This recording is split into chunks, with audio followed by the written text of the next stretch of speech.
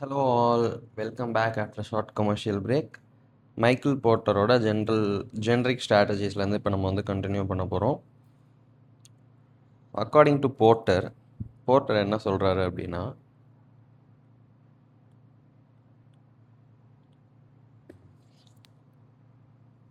நம்ம ஒரு ஸ்ட்ராட்டஜி போடுறோம் அப்படின்னா அது நமக்கு காம்படிட்டிவ் அட்வான்டேஜ் கெயின் பண்ணுறதுக்கு 3 டிஃப்ரெண்ட் பேஸஸில் ஹெல்ப் பண்ணும் அப்படின்ற மாதிரி சொல்கிறாங்க. ஃபர்ஸ்ட் காஸ்ட் லீடர்ஷிப், ஓகேவா? அடுத்தது டிஃப்ரென்ஷியேஷன், அடுத்தது ஃபோக்கஸ். இந்த 3 விஷயத்தில் தான் நமக்கு ஒரு ஸ்ட்ராட்டஜி காம்படிட்டிவ் அட்வான்டேஜ் கெயின் பண்ணுறதுக்கு ஹெல்ப் பண்ணும் அப்படின்னு சொல்கிறாங்க, ஓகேவா? போர்ட்டர் இதுக்கு என்ன பேர் வச்சுருக்காரு அப்படின்னா ஜெனரிக் ஸ்ட்ராட்டஜிஸ் அப்படின்னு சொல்கிறாரு, ஓகேவா?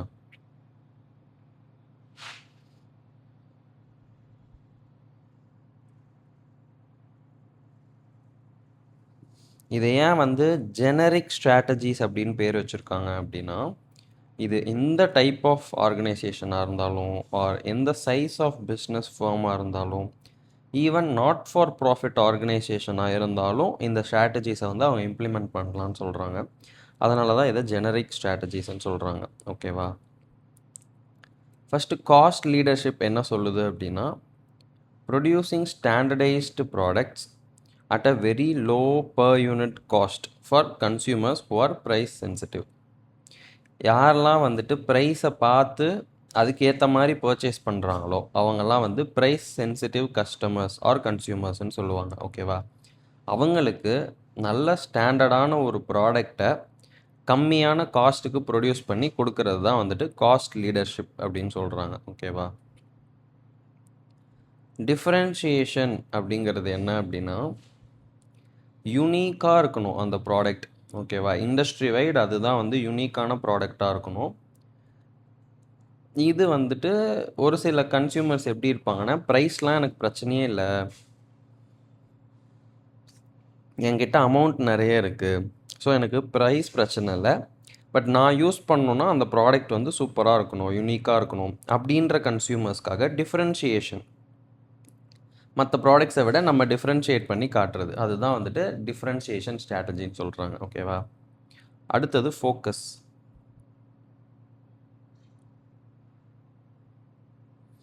ஓகே, இது ஒரு ஸ்மால் குரூப் ஆஃப் கன்சியூமர்ஸை சாட்டிஸ்ஃபை பண்ணும். அவங்களுக்குலாம் ஒரு டேஸ்ட் இருக்கும், ஒரு ஸ்பெசிஃபிக் டேஸ்ட் இருக்கக்கூடிய ஸ்மால் குரூப் ஆஃப் கன்சியூமர்ஸை ஃபோக்கஸ் பண்ணி அவங்களுக்கு என்ன தேவை அப்படின்றத மட்டும் கொடுக்குறவங்க ஃபோக்கஸ் அப்படின்றத சொல்கிறாங்க, ஓகேவா?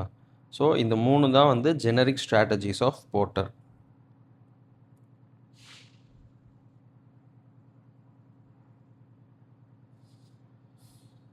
போர்ட்டர் ஸ்ட்ராட்டஜிஸ் என்னென்ன இம்ப்ளை பண்ணுது அப்படின்னா, டிஃப்ரெண்ட் ஆர்கனைசேஷனல் அரேஞ்ச்மெண்ட்ஸை இம்ப்ளை பண்ணுது, கண்ட்ரோல் ப்ரொசீஜர்ஸை இம்ப்ளை பண்ணுது, அண்ட் இன்சென்டிவ் சிஸ்டம்ஸை இம்ப்ளை பண்ணுது, ஓகேவா?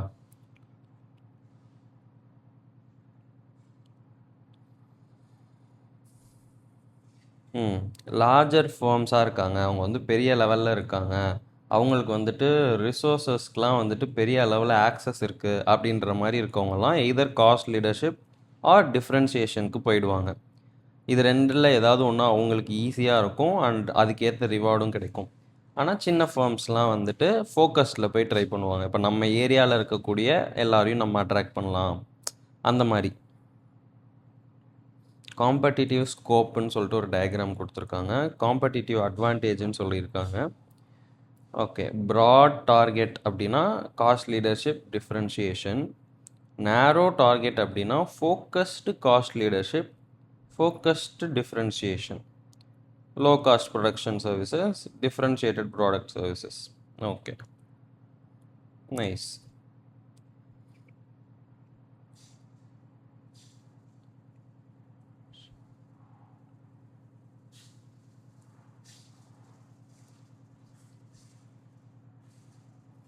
ஓகே, போர்ட்டர் என்ன சொல்கிறாரு அப்படின்னா, ஒரு காஸ்ட் பெனிஃபிட் அனாலிசிஸ் பண்ணுங்க அப்படின்றாரு.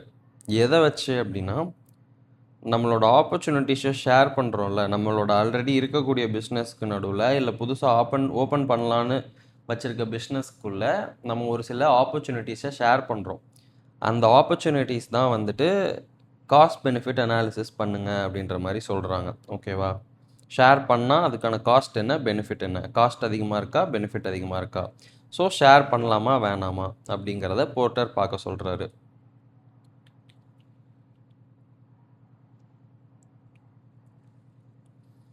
ஓகே, நம்மளோட இருக்கக்கூடிய பிஸ்னஸ் யூனிட்ஸ்குள்ளே நம்ம வந்துட்டு ஆப்பர்ச்சுனிட்டிஸை ஷேர் பண்ணும் பொழுது நம்ம சில ஆக்டிவிட்டீஸை ஷேர் பண்ணுவோம், சில ரிசோர்ஸஸை ஷேர் பண்ணுவோம். ஸோ அது வந்து காம்படிட்டிவ் அட்வான்டேஜை இன்க்ரீஸ் பண்ணுது அப்படின்னு சொல்கிறாங்க. எப்படி அப்படின்னா ஓவரால் காஸ்ட் கம்மியாகும், இல்லை நம்மளோட டிஃப்ரென்சியேஷன் அதிகமாகும் அப்படின்னு சொல்கிறாங்க.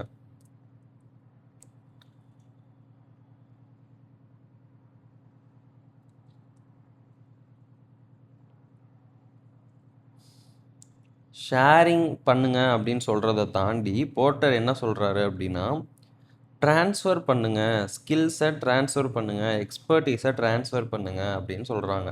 ஓகேவா? அந்த மாதிரி பண்ணுறப்ப நமக்கு காம்படிட்டிவ் அட்வான்டேஜ் கிடைக்கும்னு சொல்கிறாங்க. இப்போ ஒரு இடத்துல வந்து ஒரு ஸ்கில் இருக்குது அப்படின்னா அதை மற்ற நம்மளோட மற்ற பிஸ்னஸ்லேயும் ட்ரான்ஸ்ஃபர் பண்ணுங்கள் அப்படின்னு சொல்கிறாங்க.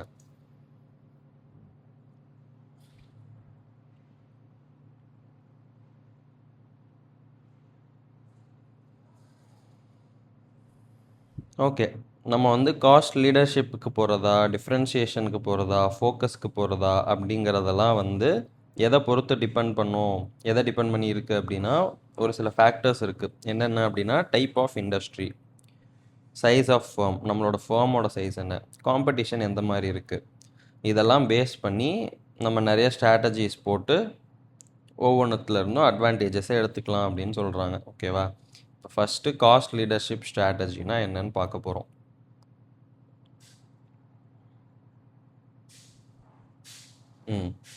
ப்ராடான மாஸ் மார்க்கெட்டை டார்கெட் பண்ணுறோம். ரொம்ப கம்மியான காஸ்ட்டுக்கு ஒரு பொருளை ப்ரொடியூஸ் பண்ணி கம்மியான இருக்கிறதுலே சீப்பான ரேட்டுக்கு விற்க ட்ரை பண்ணுறோம். ஓகேவா? இதுதான் காஸ்ட் லீடர்ஷிப் ஸ்ட்ராட்டஜி.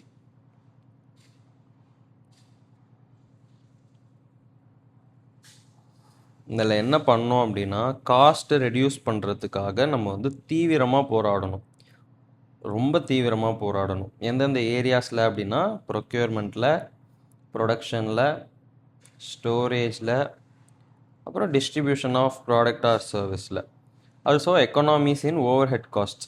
ஓகேவா? அதாவது ஃபிக்ஸட் காஸ்ட்னு சொல்ல முடியாது, எல்லாத்துக்கும் பொதுவாக ஷேர் ஆகிற காஸ்ட் தான் ஓவர் ஹெட் காஸ்ட்டுன்னு சொல்லுவோம். அதை வந்து எப்படி சிக்கனமாக பயன்படுத்துறது, அதை எப்படி எக்கனாமிக்கலாக யூஸ் பண்ணுறது அப்படிங்கிறத பார்க்கணும்.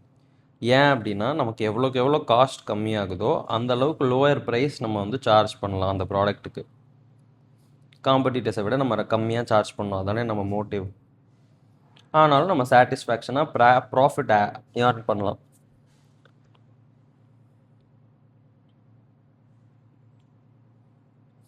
மெக்டொனால்ட்ஸ் வந்துட்டு லோ காஸ்ட் தான் ஃபாலோ பண்ணுறாங்க அப்படின்ற மாதிரி சொல்கிறாங்க.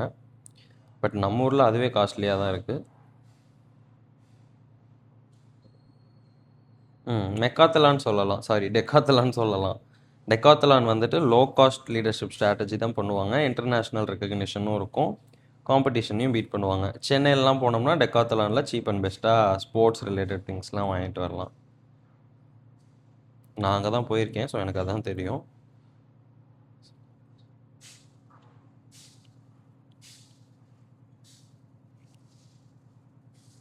நம்ம வந்து இன்டகிரேஷன் பண்ணுவோம் இல்லையா, forward integration, backward integration, horizontal integration, இதெல்லாம் வந்துட்டு காஸ்ட் பெனிஃபிட்காக பண்ணுறோம் அப்படின்ற மாதிரி சொல்கிறாங்க. அதாவது ஃபார்வர்ட் பேக்வேர்டு இன்டகிரேஷன்னா என்ன அப்படிங்கிறத இப்போ நான் சொல்லட்டா வேணாமா? சரி, இந்த சாப்டரில் வேணாம், இதுக்காகவே வந்து ஸ்பெஷலாக ஒரு சாப்டர் இருக்குது, அந்த சாப்டரில் ஃபுல்லாக இந்த மாதிரி தான் படிப்போம், அப்போ பார்த்துக்கலாம். ஓகேவா? காஸ்ட் லீடர்ஷிப் பெனிஃபிட்ஸ்க்கு இது யூஸ்ஃபுல்லாக இருக்கும்னு இப்போதைக்கு புரிஞ்சுக்கிறோம். ஓகேவா? பொதுவாக என்ன சொல்கிறாங்க அப்படின்னா காஸ்ட் லீடர்ஷிப் வந்துட்டு டிஃப்ரென்சியேஷனோட சேர்த்து தான் நம்ம வந்து பர்சியூ பண்ணணும் அப்படின்னு சொல்கிறாங்க.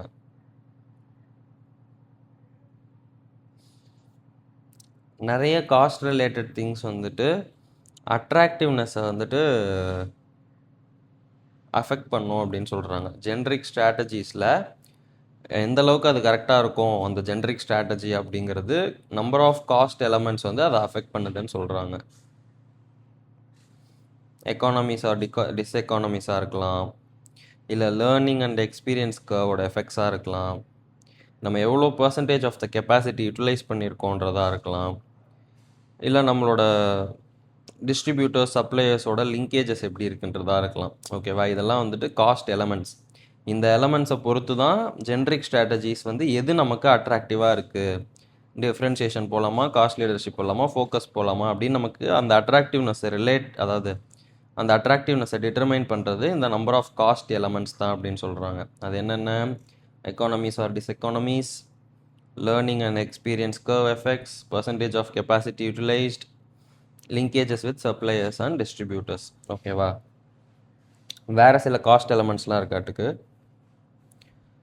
Potential for sharing cost and knowledge within the organisation. எந்த அளவுக்கு நம்மளோட காஸ்ட்டையும் நாலேஜையும் ஷேர் பண்ணிக்கிறதுக்கு பொட்டென்ஷியல் இருக்குது நம்ம ஆர்கனைசேஷனுக்குள்ளேயே அப்படிங்கிறத பார்க்க சொல்கிறாங்க.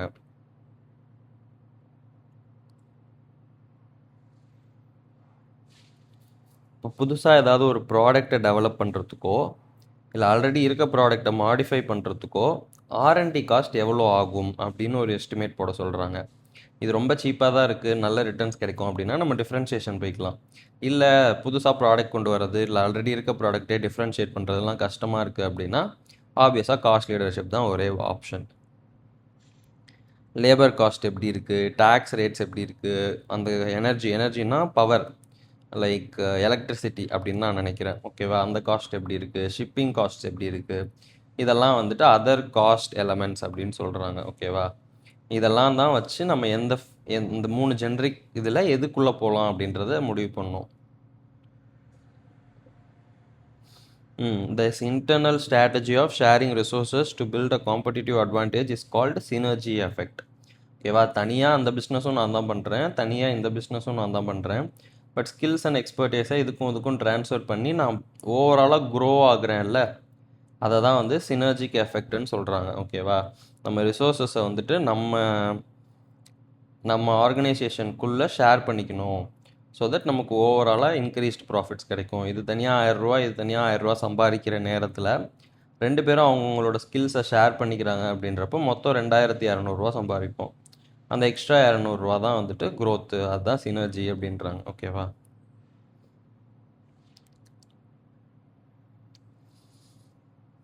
லோ காஸ்ட் ப்ரொடியூசராக இருக்கணும் ஒரு இண்டஸ்ட்ரியில் அப்படின்னா எப்போ எஃபெக்டிவாக இருக்கும்னு சொல்கிறாங்கன்னா, மார்க்கெட்டில் நிறைய ப்ரைஸ் சென்சிட்டிவ் பையர்ஸ் இருக்காங்க. ப்ரைஸ் பார்த்து தான் நான் பொருள் வாங்குவேன், எது சீப்பாக இருக்கோ அதை வாங்குவேன் அப்படின்ற ஆட்டிடியூடோட நிறைய பையர்ஸ் இருக்காங்க மார்க்கெட்டில். அப்படின்னா உனக்கு லோ காஸ்ட் ப்ரொடியூசர் ஸ்ட்ராட்டஜி சூப்பராக கிளிக் ஆகும். ப்ராடக்ட் டிஃப்ரென்ஷியேஷன் பண்ணுறதே கஷ்டம், இதில் போய் நான் என்ன ப்ராடக்ட்டை டிஃப்ரென்ஷியேட் பண்ணுறது, இப்போ நான் உப்பு விற்கிறேன், உப்பில் என்னத்தை ப்ராடக்ட்டை டிஃப்ரென்ஷியேட் பண்ணுறது, பேக்கேஜிங்கை தவிர வேறு என்ன மாற்ற முடியும் அதில் அப்படிங்கிற மாதிரியான இடத்துல சொல்கிறாங்கன்னு நினைக்கிறேன்.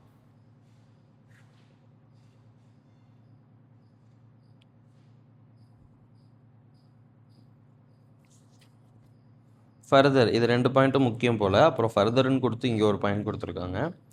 டிஃப்ரென்சஸ் எல்லாம் வந்துட்டு மக்கள் கவனிக்க கூட மாட்டாங்க அப்படின்ற மாதிரி ஒரு சில areas are large number of buyers with significant borrowing power. நிறைய பாரோயிங் பவரோட லார்ஜ் நம்பர் ஆஃப் பையர்ஸ் இருக்காங்க அப்படின்னாலும் லோ காஸ்ட் தான் வந்துட்டு பெட்டராக இருக்கும் அப்படின்ற மாதிரி சொல்கிறாங்க. ஓகேவா, ஏன்னா நம்ம என்ன தான் டிஃப்ரென்ஷியேஷன் பண்ணாலும் அவங்க பார்கெயின் பண்ணி காஸ்ட்டை குறைக்க தான் போகிறாங்க. ஸோ நம்ம நிறைய செலவு பண்ணி ப்ராஃபிட் மார்ஜினை கம்மி பண்ணுறதுக்கு நம்மளே கம்மி காஸ்ட்டில் ப்ரொடியூஸ் பண்ணால் அவன் பார்கெயின் பண்ணி மற்றவங்கள விடவாத அட்லீஸ்ட் நம்ம ஹை ப்ராஃபிட் சம்பாதிக்கலாம்.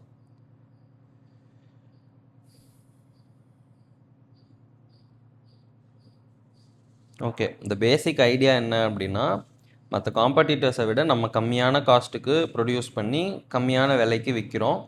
ஸோ தட் நமக்கு மார்க்கெட் ஷேர் கிடைக்கும். மார்க்கெட் ஷேர்னால் இருக்க மார்க்கெட்டில் எத்தனை பர்சன்டேஜ் நம்மக்கிட்ட வந்து வாங்குறாங்க அப்படின்றது அதிகமாகும். ஸோ தட் ஒரு சில காம்படிட்டர்ஸை மார்க்கெட்டை விட்டு வெளியேற்றலாம். இதுதான் வந்துட்டு காஸ்ட் லீடர்ஷிப்போட ஐடியா, பேசிக் ஐடியா.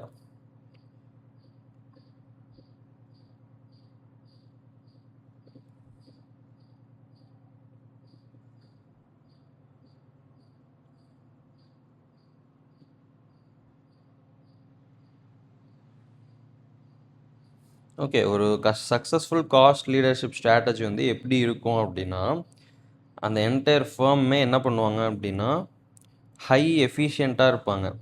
ஓகேவா? கரெக்டாக வேலை நடக்கும். ஓவர் ஹெட்ஸ்லாம் கம்மியாக இருக்கும். பெர்க்ஸ்லாம் லிமிட்டடாக இருக்கும். வேஸ்ட்டெல்லாம் வந்து சகிச்சிக்கவே மாட்டாங்க. வேஸ்டேஜே இருக்கக்கூடாது. பட்ஜெட் ரெக்வெஸ்ட்லாம் வந்துட்டு இன்டென்ஸாக ஸ்க்ரீன் பண்ணுவாங்க. இது கண்டிப்பாக செலவு பண்ணியே ஆகணுமா இதுக்கு அப்படின்ற மாதிரி. கண்ட்ரோல்ஸ் வந்து பயங்கரமாக இருக்கும். காஸ்ட்டை கம்மி பண்ணுறாங்க அப்படின்னா அதுக்கு அதை லிங்க் பண்ணி ரிவார்ட்ஸ் இருக்கும். காஸ்ட் கண்ட்ரோலுக்காக போர்டு எம்ப்ளாயி பார்ட்டிசிபேஷன் இருக்கும். அதாவது எல்லாரும் உட்காந்து பேசி டிசைட் பண்ணுவாங்க. சரி, இப்போ காஸ்ட் லீடர்ஷிப்பை ஃபாலோ பண்ணுறதுல என்ன ரிஸ்க் இருக்குது அப்படின்றத பார்க்க போகிறோம். ஓகேவா? ஓகே, இப்போ நம்ம காஸ்ட் லீடர்ஷிப் அப்படின்ற மாதிரி ஒரு ஐடியா பண்ணி காஸ்ட்டை குறைக்கிறோம். ஸோ என்ன பண்ணுவாங்க, நம்ம காம்படிட்டர்ஸும் அதையே இமிட்டேட் பண்ணுவாங்க. ஸோ ஓவராலாக அந்த இண்டஸ்ட்ரியோட ப்ராஃபிட்ஸே டவுன் ஆகும். புரியுதா?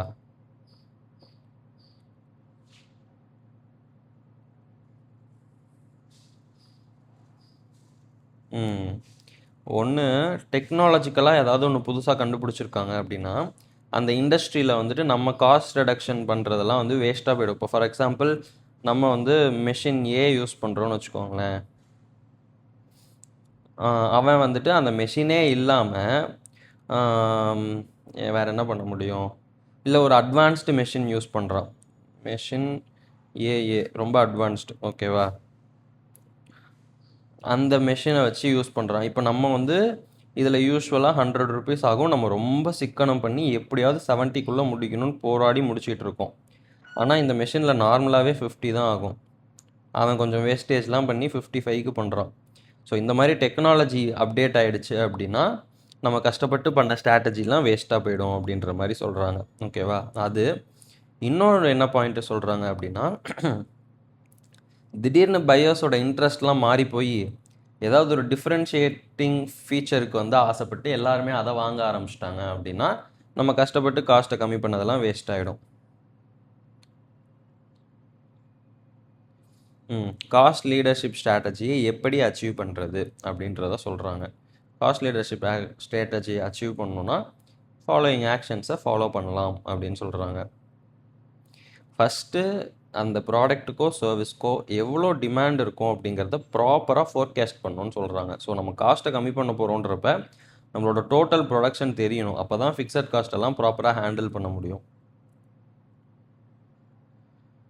நம்மக்கிட்ட இருக்கக்கூடிய ரிசோர்ஸஸை ஆப்டிமமாக யூட்டிலைஸ் பண்ணணும். எல்லாத்தையும் இருக்கிறதுலே மேக்ஸிமம் குவான்டிட்டிக்கு குவாலிட்டிக்கு யூட்டிலைஸ் பண்ணணும். அப்போ தான் காஸ்ட் அட்வான்டேஜஸ் வரும்ன்ற அளவுக்கு.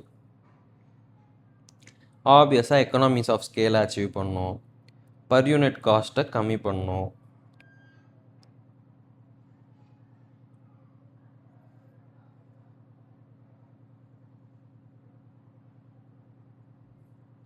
ஓகே, நம்ம வந்து மாஸாக ப்ரொடியூஸ் பண்ணணும் அப்படின்னு சொல்கிறாங்க. அப்படின்னா ஹை குவான்டிட்டியில் ப்ரொடியூஸ் பண்ணணும். அப்போ தான் லோயர் பர் யூனிட் காஸ்ட் கிடைக்கும். எக்ஸாம்பிளுக்கு மெக்டொனால்ட்ஸ் கொடுத்துருக்காங்க.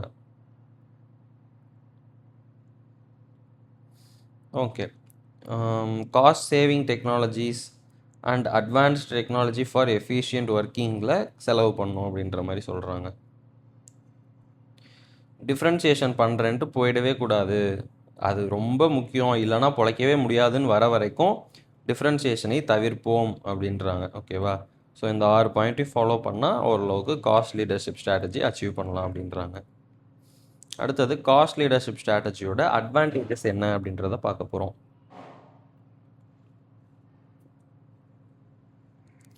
காஸ்ட் லீடர்ஷிப் ஸ்ட்ராட்டஜி ஃபாலோ பண்ணோம்னா நம்ம வந்து ரைவல்ரி கிட்டேருந்து தப்பிக்கலாம். நியூ என்ட்ரன்ஸ் வந்தாலும் பிரச்சனை இல்லை. சப்ளையர்ஸ் பார்கெனிங் பவர் இருந்தாலும் பிரச்சனை இல்லை. சப்ஸ்டிடியூட்ஸ் ப்ராடக்ட்ஸ் இருந்தாலும் பிரச்சனை இல்லை. பையர்ஸ் பார்கெனிங் பவர் இருந்தாலும் பிரச்சனை இல்லை. நம்ம ப்ராஃபிட்டபுளாகவே இருக்கலாம் அப்படின்றத சொல்கிறாங்க. ஓகேவா? எப்படி அப்படிங்கிறத ஒன்று ஒன்றா கீழே பார்ப்போம். என்னதான் ரைவல்ரி இருந்தாலும் அவங்களுக்கு ப்ரைஸ் வார் பிடிக்காது. ஏன் அப்படின்னா நம்மக்கிட்ட லோ காஸ்ட் இருக்குது, லைக் நம்ம வந்துட்டு இருக்கிறதுலே கம்மியான காஸ்ட்டுக்கே அந்த பொருளை ப்ரொடியூஸ் பண்ணிட்டோம். ஸோ ப்ரைஸை கம்மி பண்ணுறாங்க அப்படின்னா அது அவங்களோட ப்ராஃபிட்டை தான் வந்துட்டு கம்மி பண்ணும். ஃபார் எக்ஸாம்பிள், நம்ம ஒரு பொருளை 8 ரூபாய்க்கு செஞ்சு 10 ரூபாய்க்கு விற்றுக்கிட்டு இருக்கோம். அந்த பொருளை செய்கிறதுக்கே அவனுக்கு 10 ரூபா ஆகுது அப்படின்னா அவன் வந்து அதை 10 ரூபாய்க்கு விற்க விரும்பவே மாட்டான். புரியுதா? ஸோ தட் அவனுக்கு ப்ராஃபிட்ஸே இல்லாமல் போயிடும். ரொம்ப கம்மியான ப்ராஃபிட்டாக இருக்கும். நம்ம நினச்சா ஒரு 2-3 மாதம் 9 ரூபாய்க்கு கூட வைக்கலாம். பட் அவன் 10 ரூபாய்க்கு ப்ரொடியூஸ் பண்ணி 9 ரூபாய்க்கு விற்றானா அவ்வளோதான், மார்க்கெட்டை விட்டே அவுட்டு. ஸோ அந்த மாதிரி எவ்வளோ ரைவல்ஸ் இருந்தாலும் நம்மக்கிட்ட ப்ரைஸ் வார்க்கு வச்சுக்க மாட்டாங்க. அவன் கம்மியான காசுக்கு ப்ரொடியூஸ் பண்ணுறான், அவன் விற்பான், நம்மளால் அவன் கூடலாம் சண்டை போட முடியாதுப்பா அப்படின்ற மாதிரி விட்டுருவாங்க. ப்ரைஸ் வார் வராது. இப்போ பையர்ஸ் பார்கெனிங் பவர் இருக்குது அப்படின்னா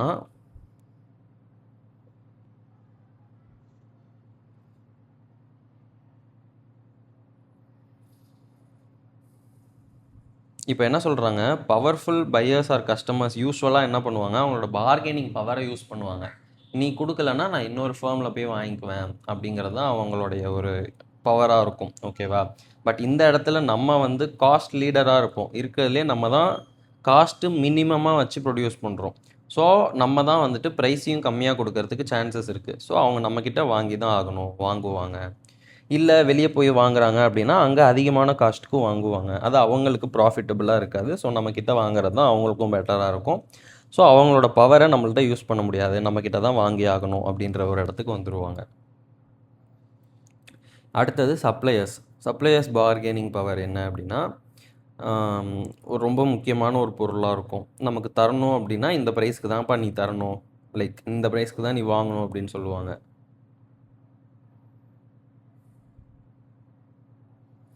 ஓகே, இப்போ நம்ம வந்து ஆல்ரெடி காஸ்ட்டை ரொம்ப கம்மியாக வச்சுருக்கோம், காஸ்ட் ஆஃப் ப்ரொடக்ஷனு.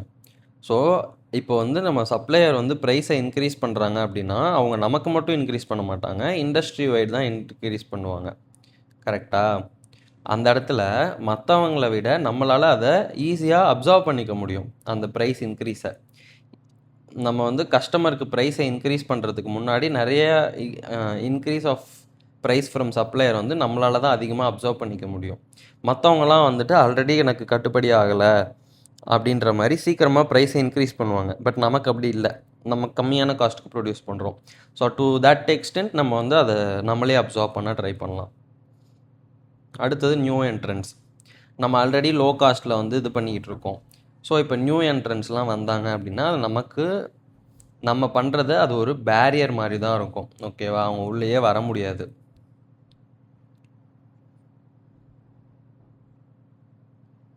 அடுத்தது சப்ஸ்டிடியூட்ஸ்.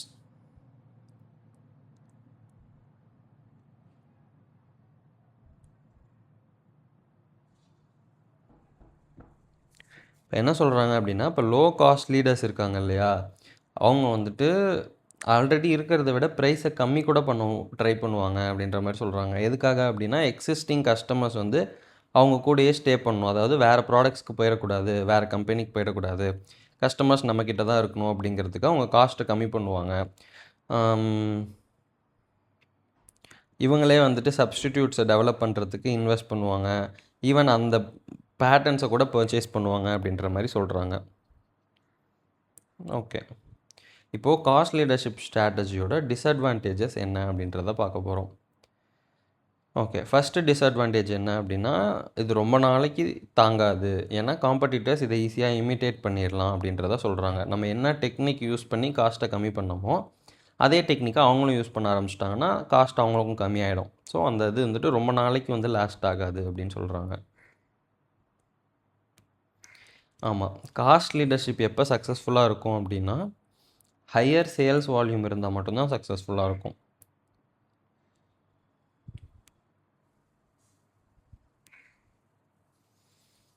நம்ம வந்து காஸ்ட்டை கம்மி பண்ணணுன்றதுக்கு என்னென்னலாம் பண்ணுற மாதிரி இருக்கும், காஸ்ட் ஆஃப் அட்வர்டைஸிங்கை மினிமைஸ் பண்ணுற மாதிரி இருக்கும், மார்க்கெட் ரிசர்ச் பண்ணுறதை கம்மி பண்ணுவோம், ரிசர்ச் அண்ட் டெவலப்மெண்ட்லாம் பண்ணாமல் இருப்போம். இந்த அப்ரோச் வந்துட்டு லாங் ரனில் எக்ஸ்பென்சிவாக மாறுறதுக்கு வாய்ப்பு இருக்குது அப்படின்னு சொல்கிறாங்க. இப்போ டெக்னாலஜிக்கல் அட்வான்ஸ்மெண்ட்ஸ் வருது அப்படின்னா அது வந்துட்டு ஒரு கிரேட் த்ரெட்டுன்றாங்க காஸ்ட் லீடர்ஸ்க்கு. ஸோ இந்த 4 தான் வந்துட்டு காஸ்ட் லீடர்ஷிப் ஸ்ட்ராட்டஜியோட டிஸ்அட்வான்டேஜஸ். ஓகேவா? அடுத்தது டிஃப்ரென்ஷியேஷன் ஸ்ட்ராட்டஜி.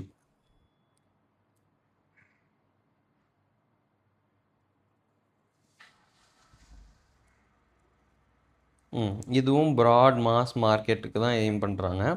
இவங்களோட மோட்டிவ் என்ன அப்படின்னா, ஏதோ ஒரு ப்ராடக்டையோ சர்வீஸையோ கஸ்டமர்ஸ் வந்து யூனிக்னு நினைக்கிற அளவுக்கு க்ரியேட் பண்ணணும். அதுதான் இவங்களோட வேலை. ஓகேவா? மற்றதை விட இது கொஞ்சம் யூனிக்காக இருக்குப்பா, இப்படி இருக்குது, இந்த ஃபீச்சர் இதில் எக்ஸ்ட்ரா இருக்குது அப்படின்ற மாதிரி. இப்போ ஃபார் எக்ஸாம்பிள் சாம்சங் S26 அல்ட்ராலலாம் பார்த்தீங்கன்னா அந்த ஏதோ 200x ஜூமு அப்படின்ற மாதிரிலாம் சொன்னாங்கல்ல, அந்த மாதிரி. இப்போ வந்து அது அந்த மார்க்கெட்டில் யார்ட்டையுமே இல்லை. ஸோ அது வந்து ஒரு யூனிக்கான ஒரு திங். ஸோ இது வந்து டிஃப்ரென்ஷியேஷன் ஸ்ட்ராட்டஜி.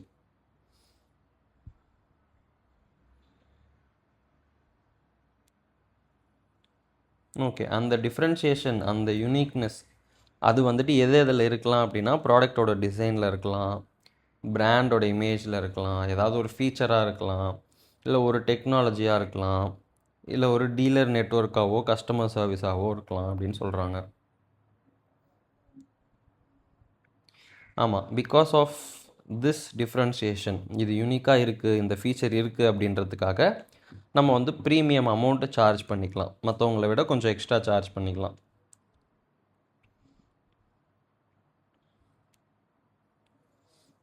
டாமினோஸ் வந்துட்டு என்ன சொல்கிறாங்க அப்படின்னா, 30 நிமிஷத்துக்குள்ளே எங்களோட பீஸாவை உங்கள் வீட்டில் வந்து கொடுத்துருவோம் அப்படின்னு சொல்லிட்டு அதுக்கேற்ற மாதிரி அமௌண்ட்டையும் சார்ஜ் பண்ணிக்கிட்டாங்க அப்படின்ற மாதிரி சொல்கிறாங்க. இது இன்னொன்று, அவங்க ரைவல்ஸ் யாருமே இந்த மாதிரி ஆஃபர் பண்ணல, லைக் 30 மினிட்ஸ்க்குள்ளே கொடுக்குறோம் அப்படின்ற மாதிரி.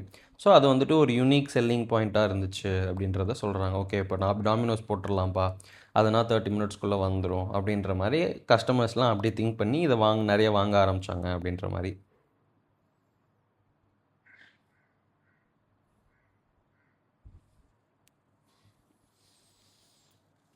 டிஃப்ரென்சியேஷன் அப்படிங்கிறது வந்து எப்போவுமே ஒரு காம்படிட்டிவ் அட்வான்டேஜாக இருக்காது அப்படின்னு சொல்கிறாங்க. ஏன் அப்படின்னா, மற்ற ஸ்டாண்டர்டான ப்ராடக்ட்ஸ் இருக்குல்ல, அதுவே கஸ்டமர் நீட்ஸுக்கு போதுமான அளவு இருக்குது அப்படின்னாலோ, இல்லை காம்படிட்டர்ஸ் அதை உடனே இமிட்டேட் பண்ணுறதுக்கு வாய்ப்பு இருக்குது அப்படின்னாலோ டிஃப்ரென்சியேஷன் நமக்கு செட் ஆகாது அப்படின்ற மாதிரி சொல்கிறாங்க.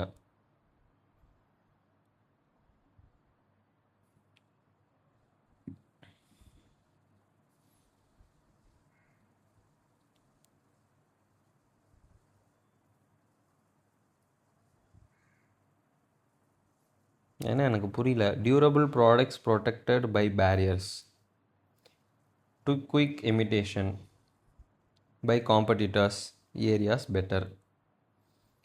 ஓகே, டியூரபிளான ப்ராடக்ட்ஸ் வந்துட்டு காம்படிட்டர்ஸ் இமிட்டேட் பண்ண முடியாத அளவுக்கு ப்ரொடெக்டடாக இருக்குது அப்படின்னா அதெல்லாம் வந்துட்டு பெட்டரான ஒரு ஏரியா அப்படின்றாங்க டிஃப்ரென்ஷியேஷனுக்கு.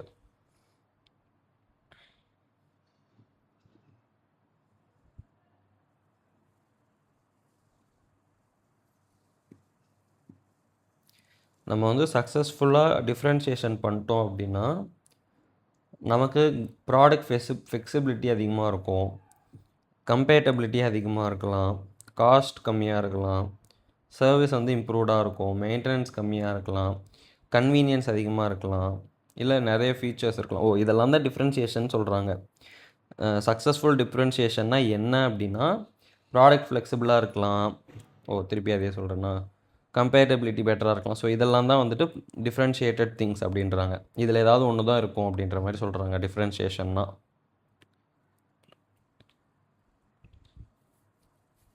இப்போ ப்ராடக்ட் டெவலப்மெண்ட் பண்ணுறோன்னு வச்சுக்கோங்களேன், அது வந்துட்டு ஒரு எக்ஸாம்பிள் ஆஃப் ஸ்ட்ராட்டஜின்னு சொல்கிறாங்க. டிஃப்ரென்ஷியேஷன் வேணும் அப்படின்னா நம்ம ப்ராடக்டை டெவலப் பண்ணணும், கரெக்டாக? அது ஒரு எக்ஸாம்பிள் மாதிரி கொடுத்துருக்காங்க.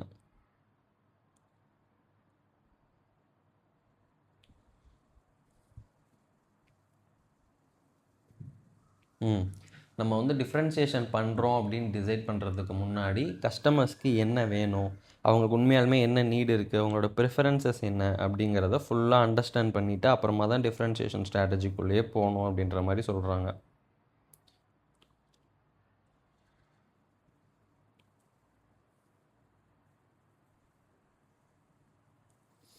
ஆமாம், இப்போ வந்து திடீர்னு டிஃப்ரென்ஷியேட்டட் ஃபீச்சர்ஸ்க்கு வந்துட்டு ஒரு கஸ்டமர் அட்டாச் ஆகிருப்பாங்க, ஓகேவா?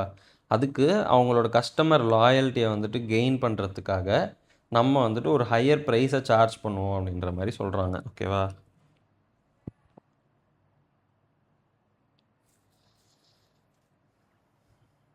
சாரி, கஸ்டமர் லாயல்ட்டியை கெயின் பண்ணுறதுக்காக ஹையர் ப்ரைஸ் சார்ஜ் பண்ண மாட்டோம்.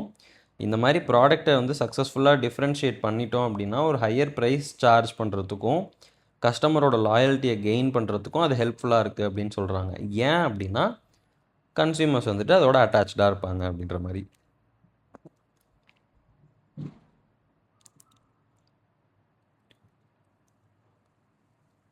மறுபடியும் சொன்னதே சொல்கிறாங்க பாருங்கள்.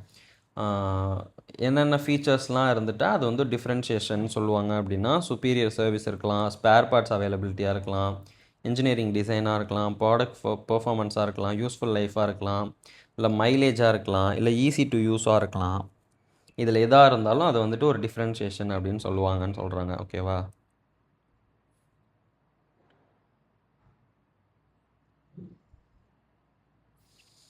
ஒரு ரிஸ்க் இருக்குது ப்ராடக்ட் டிஃப்ரென்ஷியேஷன் பண்ணுறதுக்கு. என்ன அப்படின்னா நம்ம ப்ரைஸை இன்க்ரீஸ் பண்ண அளவுக்கு அந்த டிஃப்ரென்ஷியேஷனை வந்துட்டு கஸ்டமர்ஸ் வேல்யூ பண்ணாமல் இருக்கலாம். இப்போ ஃபார் எக்ஸாம்பிள் நான் 30 மினிட்ஸ்க்குள்ளே உங்களுக்கு டெலிவரி பண்ணிடுறேன்னு சொல்லிவிட்டு அதுக்காக நான் 50 ருபீஸ் எக்ஸ்ட்ரா சார்ஜ் பண்ணுறேன், இல்லை 500 ருபீஸ் எக்ஸ்ட்ரா சார்ஜ் பண்ணுறேன்னு வச்சுக்கோங்க. பரவாயில்ல, எனக்கு 1 மணி நேரம் கழித்து வந்தாலும் பரவாயில்ல, நான் கேஎஃப்சிலே ஆர்டர் போட்டுக்கிறேன், இதுக்காகலாம் என்னால் 500 சேர்த்து கட்ட முடியாது அப்படின்ற மாதிரி வந்துட்டாங்கன்னா அந்த இடத்துல டிஃப்ரென்ஷியேஷன் ஃபெயில்ஸ் அப்படின்னு சொல்கிறாங்க.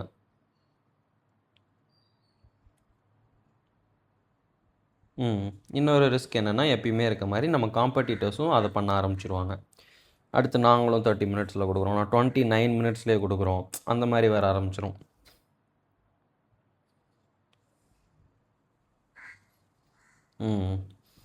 நம்ம எப்படி பண்ணணும் அப்படின்னா நம்மளோட யூனிக்னஸ் வந்து எப்படி இருக்கணும் அப்படின்னா சீக்கிரமாகவோ சீப்பாகவோ ரைவல் ஃபர்ம்ஸால் இமிட்டேட் பண்ண முடியாத மாதிரி இருக்கணும்.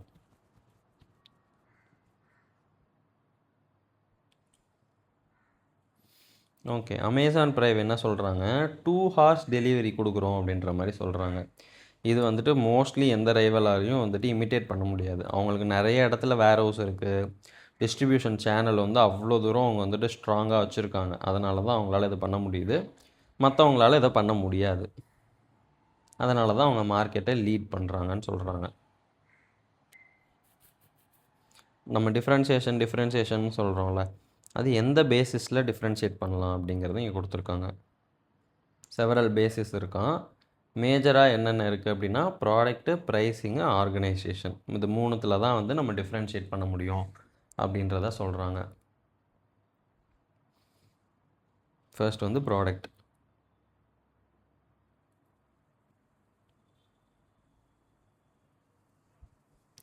கஸ்டமர் நீட்ஸை மீட் பண்ணுற மாதிரி நம்ம இன்னோவேட்டிவாக ப்ராடக்ட்ஸ் கொண்டு வந்தோம் அப்படின்னா அது வந்துட்டு ஒரு அட்வான்டேஜ்னு சொல்கிறாங்க காம்படிட்டர்ஸை விட.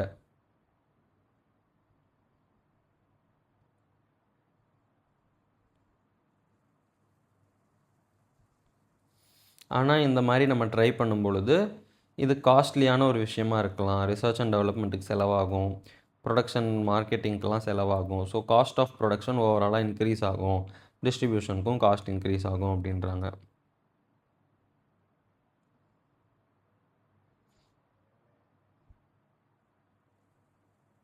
இப்போ புதுசாக ஒரு ப்ராடக்ட் வருது அப்படின்னா கஸ்டமர்ஸ்லாம் அதை வாங்கணும்னு நினப்பாங்க. ஸோ நம்ம எடுத்த ரிஸ்க்குக்கு பே ஆஃப் கிடச்சிரும் அப்படின்ற மாதிரி சொல்கிறாங்க. உதாரணத்துக்கு என்ன சொல்கிறாங்க அப்படின்னா ஆப்பிள் ஐஃபோன் இருக்குது இல்லையா, அவங்க வந்து ஆர்என்டியில் வந்து நிறைய மணி செலவு பண்ணியிருக்காங்க, காசு அதிகமாக போட்டிருக்காங்க. அப்புறம் கஸ்டமர்ஸ் அதை வேல்யூ பண்ணுறாங்க. ஓகேவா? இது ரெண்டும் இருக்கிறதுனால எல்லோரும் ஃபஸ்ட்டு வந்து அதை வாங்குறாங்க. இப்போ புதுசாக ஏதாவது ஒரு ஃபோன் வருது அப்படின்னா அதை வந்துட்டு ஃபஸ்ட்டாக வாங்கி நாங்கள் யூஸ் பண்ணோம் அப்படின்ற மாதிரி அவங்க இருக்காங்க. ஸோ தட் அவங்க ஆர்என்டிக்கு பண்ண செலவை விட அதிகமாகவே அவங்களுக்கு வந்துடுது அப்படின்னு சொல்கிறாங்க. இதுதான் வந்துட்டு ப்ராடக்டை டிஃப்ரென்ஷியேட் பண்ணுறது. அடுத்தது ப்ரைஸிங்கில் டிஃப்ரென்ஷியேட் பண்ணுறது.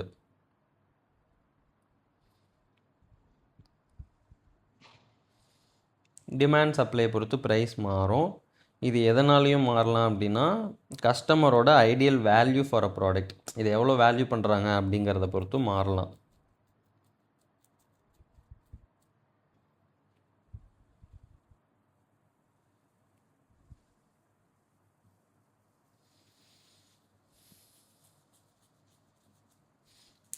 இவங்க பாருங்கள் என்ன சொல்கிறாங்க, ஆஃபர் லோயஸ்ட் ப்ரைஸ் கூட ஓகே, எங்களோட டிஃப்ரென்ஷியேஷனே வந்துட்டு நாங்கள் கம்மியான ப்ரைஸில் கொடுக்குறோம் அப்படிங்கிறது. பட் அதுவுமே வந்து ஆர்கியூபிள் தான். Differentiation by pricing by giving lowest price it is called as cost leadership. Cost லீடர்ஷிப்லையும் நம்ம தான் பார்த்தோம், ப்ரைஸை கம்மியாக கொடுக்குறது. அது ரெண்டும் அப்போ அது ரெண்டும் ஒன்று தானே, இது எப்படி டிஃப்ரென்ஷியேஷனில் வரும் அப்படின்றது எனக்கு ஃபஸ்ட்டு டவுட்டு. இன்னொரு விஷயம் என்ன சொல்கிறாங்க பாருங்கள், ப்ரைஸஸை இன்க்ரீஸ் பண்ணி நம்மளோட சுப்பீரியாரிட்டியை எஸ்டாப்ளிஷ் பண்ணலாங்கிறாங்க. ஸோ வந்து பொருள் ஆல்ரெடி என்ன பொருள் இருந்துச்சோ அதே பொருள் தான், ஆனால் நம்மளோட டிஃப்ரென்ஷியேஷன் என்ன அப்படின்னா நாங்கள் வந்து ஹை ப்ரைஸ்க்கு அதை விற்கிறோம் அப்படின்றாங்க. என்ன சொல்கிறாங்க பாருங்கள், உங்கள்கிட்ட என்னடா வித்தியாசமாக பண்ணுறீங்க, நான் ஏன்டா உங்கள் ப்ராடக்டை வாங்கணும் மற்ற ப்ராடக்டை விட அப்படின்னு கேட்டால், நாங்கள் ரொம்ப டிஃப்ரெண்ட்டுங்க. என்னடா டிஃப்ரெண்ட் அப்படின்னா, நாங்கள் அதே ப்ராடக்டை ஹையர் ப்ரைஸ்க்கு விற்கிறோமே, நாங்கள் தான் டிஃப்ரெண்ட் ஆச்சே அப்படின்னு சொல்கிற மாதிரி இருக்குது. ஓகே, பட் இருந்தாலும் இதுதான் கொடுத்துருக்காங்க. பட் நான் ஏதாவது தப்பாக புரிஞ்சுக்கிட்டு இப்படி பேசுகிறேன்னா நம்ம ChatGPT கேட்போம்.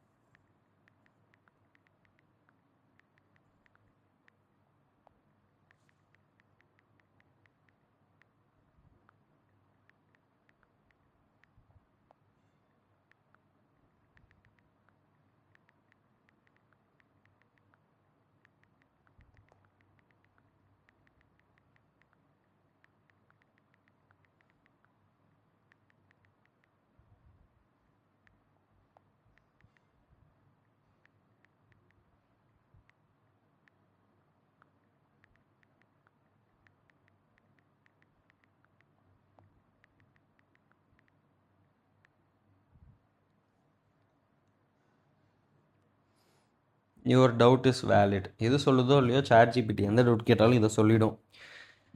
Differentiation based on price does not simply mean higher price is equal to differentiation. Think of it this way. Okay, lower price usually cost leadership. If a company competes mainly by saying we give you essentially the same value at the lowest price possible, okay, that is generally cost leadership. Example, if two smartphones are broadly similar and company A can sell its phone for 15,000 while competitors charge 18,000, இது வந்துட்டு cost advantage. So என் point வந்து கரெக்டுன்னு சொல்லுது. Okay, here the logic is different. Higher price can be டிஃப்ரென்ஷியேஷன்னு சொல்கிறாங்க. Our product is worth paying more for because customers perceive it as superior or different. The higher price itself is in the differentiation. நான் அதிகமான price வச்சு விற்கிறதுனால அது differentiation இல்லை, என் product வந்துட்டு எல்லாருக்குமே பிடிச்சிருக்கு, அதனால தான் நான் ப்ரைஸை இன்க்ரீஸ் பண்ணுறேன் அப்படின்னு சொன்னால் அது டிஃப்ரென்ஷியேஷனாக. Okay, the differentiation is perceived value that justifies the higher price. Okay, நம்ம அதை வந்து வேல்யூபிளாக கன்சிடர் பண்ணுறோம் அப்படின்ற மாதிரி சொல்கிறாங்க. ஃபார் எக்ஸாம்பிள், கோல்டு டைமண்ட்லாம் இருக்குல்ல, அது என்ன வெறும் கல் தானே, மண்ணுக்குள்ளேருந்து எடுக்கிறாங்க.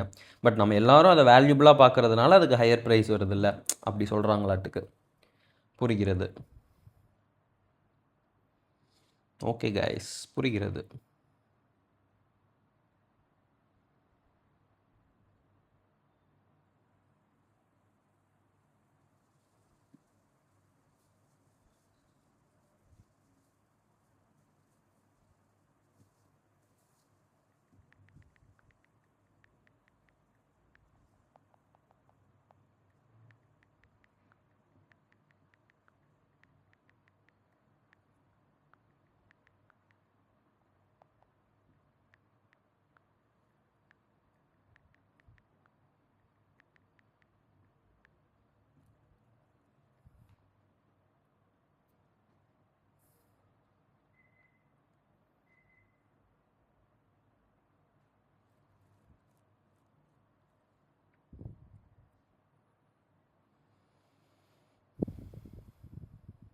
சரி, ரைட்டு. அது எதுவும் புதுசான பாயிண்ட் சொல்லலை. பட் யா, அந்த லோயர் ப்ரைஸ்க்கு அது புதுசாக எதுவும் சொல்லலை. பட் ஹையர் ப்ரைஸ்க்கு என்ன சொல்கிறாங்க அப்படின்னா, அது வந்து நாங்கள் ஹையாக சார்ஜ் பண்ணுறதுனால அது டிஃப்ரென்ஷியேட்டட் அப்படின்னு நாங்கள் சொல்லலை. அது வந்து கஸ்டமர்ஸ் வேல்யூ பண்ணுறாங்க, அது ஆல்ரெடி டிஃப்ரென்ஷியேட்டடாக இருக்குது, அதனால் நாங்கள் ஹையாக வந்து சார்ஜ் பண்ணுறோம் அப்படின்றாங்க. பட் அது வந்துட்டு ப்ராடக்ட்டில் வந்துடும் கரெக்டாக, ப்ராடக்ட் டிஃப்ரென்ஷியேஷனில். சரி, ஓகே, இவ்வளோ தான் எனக்கு புரியுது. இதை விட யாருக்காவது நல்லா புரிஞ்சுது அப்படின்னா கமெண்ட்டில் சொல்லுங்கள், பார்ப்போம். ஆர்கனைசேஷனாக நம்ம எப்படி டிஃப்ரென்ஷியேட் பண்ணலாங்கிறத சொல்கிறாங்க.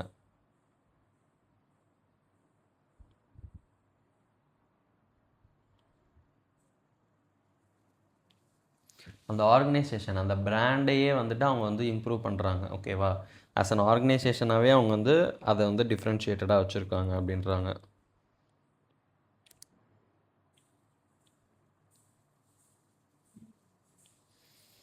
லொக்கேஷன் அட்வான்டேஜாக இருக்கலாம், இல்லை அந்த பிராண்டோட நேம் ரெக்கக்னிஷன் அண்ட் கஸ்டமர் லாயல்ட்டியாக இருக்கலாம். இதெல்லாம் வந்துட்டு அதை டிஃப்ரென்ஷியேட் பண்ணுறதுக்கு ஹெல்ப் பண்ணும் அப்படின்ற மாதிரி சொல்கிறாங்க. ஆப்பிள் வந்துட்டு இந்த மாதிரி கம்யூனிட்டி, அதாவது அவங்களுக்கு லாயலான கஸ்டமர்ஸை வந்து பில்ட் பண்ணிகிட்டே இருக்காங்க. அதுக்கு வந்து தனியாக ஒரு ஃபேன் பேஸே இருக்குது, apple fan boys fan girls அப்படின்ற மாதிரி சொல்கிறாங்க. ஓகே, இப்போ டிஃப்ரென்ஷியேஷன் ஸ்ட்ராட்டஜியை எப்படி அச்சீவ் பண்ணலாம் அப்படிங்கிறத பார்க்க போகிறோம்.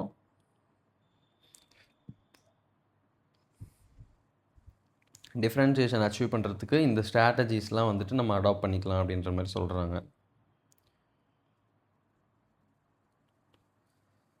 கஸ்டமர்ஸ்க்கு யூட்டிலிட்டியாக ஆஃபர் பண்ணணும், அப்புறம் ப்ராடக்ட்ஸை வந்துட்டு அவங்களோட டேஸ்ட் அண்ட் ப்ரிஃபரன்ஸ்க்கு ஏற்ற மாதிரி ப்ரொடியூஸ் பண்ணணும், மேட்ச் பண்ணி கொடுக்கணும், ஓகேவா. அந்த ப்ராடக்டை வந்துட்டு பர்ஃபார்மன்ஸை எலிவேட் பண்ணணும் ஆர் இம்ப்ரூவ் பண்ணணும், ஓகேவா.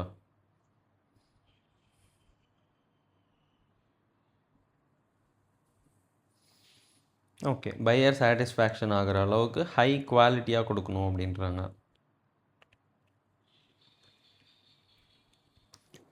ஓகே, டைனமிக் என்விரான்மெண்ட் மாறுற மாதிரியே நம்ம ப்ராடக்ட்டில் இன்னோவேஷனாக இருக்கணும் அப்படின்ற மாதிரி சொல்கிறாங்க. புதுசாக ஏதாவது இருக்கணுன்ற மாதிரி. பிராண்ட் இமேஜையும் பிராண்ட் வேல்யூவையும் என்ஹான்ஸ் பண்ணுறதுக்கு ஸ்டெப்ஸ் எடுக்கணுன்றாங்க. ஓகே, அந்த நம்மளோட unique features of the product இருக்குது இல்லையா, அதையும் பையர் எவ்வளோ கொடுத்து அதை வாங்குகிற அளவுக்கு அவருக்கு கெப்பாசிட்டி இருக்குது அப்படிங்கிறதையும் பேஸ் பண்ணி கரெக்டான ப்ராடக்ட்டுக்கு ப்ரைஸை ஃபிக்ஸ் பண்ணணும் அப்படின்றத சொல்கிறாங்க. இதெல்லாம் பண்ணால் தான் டிஃப்ரென்ஷியேஷன் ஸ்ட்ராட்டஜியை அச்சீவ் பண்ண முடியும் அப்படின்றாங்க. இந்த ப்ரைஸை கரெக்டாக ஃபிக்ஸ் பண்ணுங்கிற பாயிண்ட் வந்து இன்ட்ரெஸ்டிங்காக இருக்குது. நம்ம இது எல்லாமே கரெக்டாக பண்ணாலும் ரொம்ப அதிகமான ப்ரைஸ் ஃபிக்ஸ் பண்ணிட்டோம்னா யாருமே அதை மதிக்க மாட்டாங்க, வாங்க மாட்டாங்க. ரொம்ப கம்மியான ப்ரைஸை ஃபிக்ஸ் பண்ணிட்டோன்னா நம்ம இவ்வளோ பண்ணதுக்கு நமக்கு ப்ராஃபிட்டே இல்லாமல் போயிடும். ஸோ அந்த ப்ரைஸை ஃபிக்ஸ் பண்ணுறதும் ஒரு நல்ல பாயிண்ட் இல்லையா. எனக்கு இது பிடிச்சிருக்கு.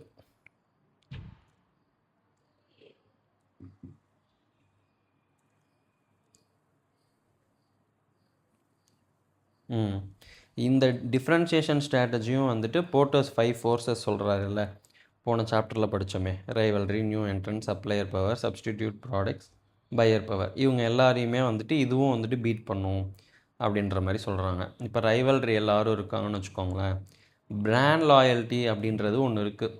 நம்ம காம்படிட்டர்ஸ்ட்டு அவங்க போக மாட்டாங்க அப்படின்ற ஒரு சேஃப்கார்டு இருக்கும், நம்ம பிராண்டுக்கு அவங்க லாயலாக இருக்காங்க அப்படிங்கிறப்போ. ஸோ நம்ம கொஞ்சம் ப்ரைஸை இன்க்ரீஸ் பண்ணாலும் கஸ்டமர்ஸ் அதெல்லாம் கண்டுக்க மாட்டாங்க, நம்ம எப்பயுமே ஆப்பிள் தான் அப்படின்ற மாதிரி இருப்பாங்க. ஆனால் அது வந்து எது வரைக்கும் நடக்கும் அப்படின்னா, நம்ம கஸ்டமரோட நீட்ஸை சாட்டிஸ்ஃபை பண்ணுற வரைக்கும் தான் அப்படி இருக்கும். ஒரு மாதிரி ரொம்ப ஃப்ரஸ்ட்ரேட் ஆகிட்டாங்கன்னா லாயல்ட்டியாவது ஒன்று அது போங்கடா அப்படின்ட்டு கிளம்பி போயிடுவாங்க. மார்க்கெட்டில் ஃபியூவர் ஆப்ஷன்ஸ் தான் இருக்கும் இந்த மாதிரி டிஃப்ரென்ஷியேஷனோட. அண்ட் அவங்க வந்து ஸ்பெஷல் ஃபீச்சர்ஸ் கிடைக்கிறதுனால நம்மக்கிட்ட ப்ரைஸ்க்கு நெகோஷியேட் பண்ண மாட்டாங்க பையர்ஸ் அப்படின்னு சொல்கிறாங்க.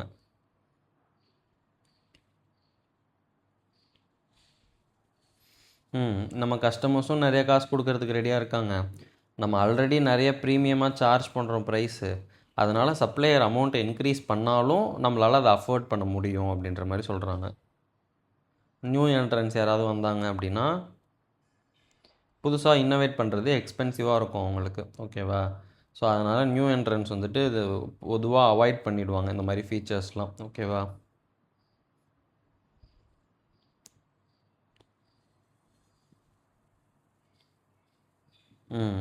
ஹை பிராண்ட் வேல்யூ, நல்ல கஸ்டமர் லாயல்ட்டி இருக்க ஒரு ப்ராடக்ட்டை சப்ஸ்டிடியூட் ப்ராடக்ட்ஸால் எதுவுமே பண்ண முடியாது அப்படின்னு சொல்கிறாங்க.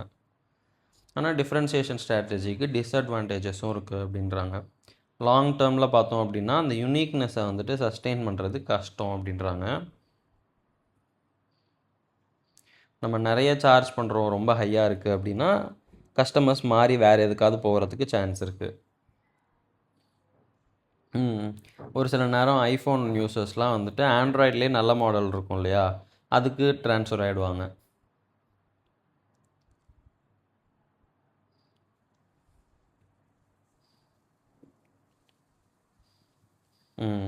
நம்ம வந்து பீஸாவை 30 மினிட்ஸ்க்குள்ளே கொடுக்குறோம் அப்படின்னா அதை வேல்யூ பண்ணுறாங்க கஸ்டமர்ஸ். பிகாஸ் அது வந்து சூடாக இருக்கணும், பசிச்சா உடனே சாப்பிடணும், அந்த மாதிரி இருக்கும். இதே இது நம்ம வந்து பேக்கடு ஸ்நாக்ஸ், இப்போ வந்து ஒரு கொக்கோ கோலாவும் ஒரு குர்குரே பேக்கெட்டும் வந்து 30 மினிட்ஸ்க்குள்ளே கொடுக்குறாங்க அப்படின்னா அது அந்த அளவுக்கு நம்ம வேல்யூ பண்ண மாட்டோம். ஏன்னா நம்ம வந்து அப்புறமா எப்போ போகிறோமோ அப்போ வாங்கி போட்டுக்கலாம், அது பாட்டிக்கே இருக்கும் அப்படின்ற மாதிரி நினப்பாங்க. அதுக்காக எக்ஸ்ட்ரா அமௌண்ட் வந்துட்டு பே பண்ண ரெடியாக இருக்க மாட்டாங்க. ஸோ டிஃப்ரென்ஷியேஷன் வந்து எப்போ ஒர்க் ஆகாது அப்படின்னா நம்ம வந்து கஸ்டமரால் வேல்யூ பண்ணப்படாத ஏதாவது ஒரு பேசிஸில் டிஃப்ரென்ஷியேஷன் பண்ணிட்டோம் அப்படின்னா கஸ்டமர்ஸ் அதை வேல்யூ பண்ண மாட்டாங்க, ஸோ அதுக்கு பேவும் பண்ண மாட்டாங்க. ஸோ நம்ம டிஃப்ரென்ஷியேஷன் ஃபெயில் ஆகிடும். புரியுதா? அடுத்தது ஃபோக்கஸ் ஸ்ட்ராட்டஜிஸ்.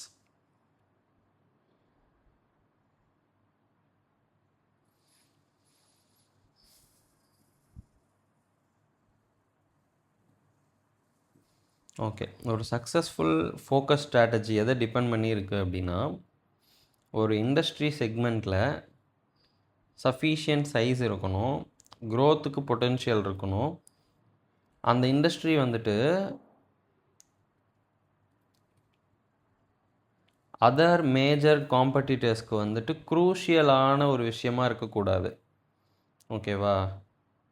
இந்த மாதிரி இருந்தால் தான் அந்த ஃபோக்கஸ் ஸ்ட்ராட்டஜி ஒர்க் ஆகும் அப்படின்ற மாதிரி சொல்கிறாங்க. அதாவது என்ன சொல்கிறாங்க அப்படின்னா, இப்போ நான் வந்து ஒரு ஹாஸ்பிட்டல் கூட வேணாம், சும்மா ஒரு சின்னதாக ஒரு மளிகை கடை வைக்கிறேன்னு வச்சுக்கோங்களேன். என்னோடய டார்கெட் என்ன அப்படின்னா, என்னோடய தெருவில் இருக்க யாரும் வெளியே போய் மளிகை பொருட்கள் வாங்கக்கூடாது. அந்த ஒரு ஸ்ட்ரீட் இருக்கும்ல, அந்த ஸ்ட்ரீட் மட்டும்தான் நான் கவர் பண்ணுறேன். அப்படின்னா அது வந்து சஃபிஷியன்ட் சைஸாக இருக்கணும். அந்த ஒரு ஸ்ட்ரீட்டில் இருக்க எல்லோரும் உன்ட்ட தான் வாங்குறாங்க, அப்போயும் உனக்கு ப்ராஃபிட்ஸ் கம்மியாக தான் இருக்குது அப்படின்னா தட் வில் நாட் ஒர்க். கரெக்டாக? ஸோ அது வந்து சஃபிஷியன்ட் சைஸாக இருக்கணும் அந்த ஏரியா. நீ யாரை ஃபோக்கஸ் பண்ணுறியோ அந்த ஃபோக்கஸ் வந்து சஃபிஷியன்ட் சைஸாக இருக்கணும். அப்புறம் க்ரோத் பொட்டென்ஷியல் இருக்கணும் அப்படின்றாங்க. நம்ம ஃபோக்கஸ் பண்ணுற அந்த மார்க்கெட்டில் வந்துட்டு க்ரோத் பொட்டென்ஷியல் இருக்கணும் அப்படின்றாங்க. அப்புறம் ஜென்ரலாக இருக்காங்க பாருங்கள், பெரிய பெரிய பிளேயர்ஸ், டாப் கீ பிளேயர்ஸ், அவங்களுக்கு இதை வந்து க்ரூஷியலாக இருக்கக்கூடாது. அவங்களும் இந்த தெருவை தான் ஃபோக்கஸ் பண்ணுறாங்க அப்படின்னா நம்ம வந்து அதில் தோற்றுருவோம். ஸோ அவங்க ஓவராலாக ஜென்ரலாக ஃபோக்கஸ் பண்ணுறப்ப நம்ம மட்டும் இந்த தெருவை ஃபோக்கஸ் பண்ணோம்னா நம்ம ஜெயிக்க சான்ஸ் இருக்குது. பட் பெரிய பிளேயர்ஸும் வந்துட்டு இது க்ரூஷியல், இந்த தெருவு ஜெயிச்சா தான் நமக்கு ப்ராஃபிட்டே வரும் அப்படின்ற மாதிரி இருந்துச்சு அப்படின்னா ஆப்வியஸாக அவங்க தான் ஜெயிப்பாங்க. அந்த இடத்துல நம்மளால் வந்து அவங்கள்ட்ட வித்ஸ்டாண்ட் பண்ண முடியாது. ஸோ இதெல்லாம் பொறுத்து தான் வந்துட்டு ஃபோக்கஸ் ஸ்ட்ராட்டஜி ஒர்க் ஆகும் அப்படின்றாங்க.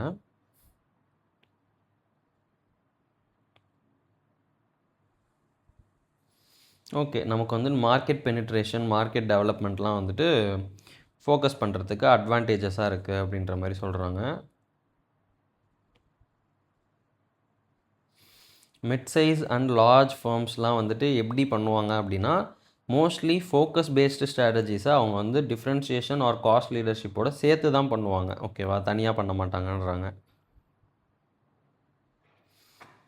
எல்லா ஃபேர்மே வந்துட்டு ஒரு எசன்ஸாக பார்த்தோன்னா டிஃப்ரென்ஷியேட்டட் ஸ்ட்ராட்டஜி தான் ஃபாலோ பண்ணுறாங்க.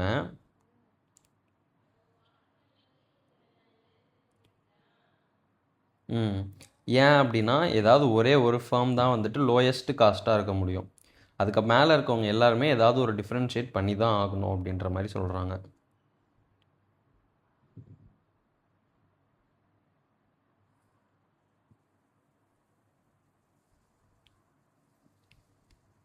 ஃபோக்கஸ் ஸ்ட்ராட்டஜிஸ் வந்து எப்போ எஃபெக்டிவாக இருக்கும் அப்படின்னா கஸ்டமர்ஸ்க்கு வந்துட்டு டிஸ்டிங்டிவ் ப்ரிஃபரன்சஸ் இருக்கணும் ஆர் ரெக்குயர்மெண்ட்ஸ் இருக்கணும். ஓகேவா? அது தனித்தனியாக இருக்கணும், ஒவ்வொருத்தவங்களுக்கும் ஒவ்வொரு மாதிரி இருக்கணும். நம்ம டார்கெட் பண்ணுற செக்மெண்ட்டில் வந்து ரைவல் ஃபார்ம்ஸ் வந்துட்டு அட்டம் பண்ணக்கூடாது ஸ்பெஷலைஸ் பண்ணுறதுக்கு. ஓகேவா? இந்த தெரு அப்படின்னா இந்த தெருவில் நான் மட்டும்தான் மளிகை கடை வச்சுருக்கணும். இங்கேயே 10 பேர் இருக்காங்கன்னு வச்சுக்கோங்க, அது வந்து ஒர்க் ஆகாது. ஸோ நம்ம டார்கெட் பண்ணுற செக்மெண்ட்டை வந்து ரைவல் வந்து அட்டம் பண்ணக்கூடாது ஸ்பெஷலைஸ் பண்ண.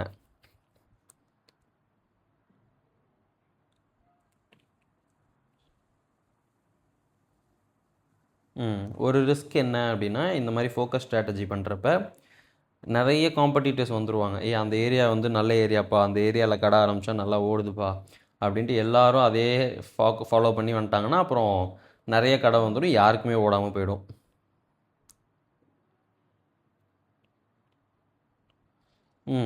இப்போது கன்சியூமர் ப்ரிஃபரன்ஸ் மாறி போச்சுன்னு வச்சுக்கோங்க.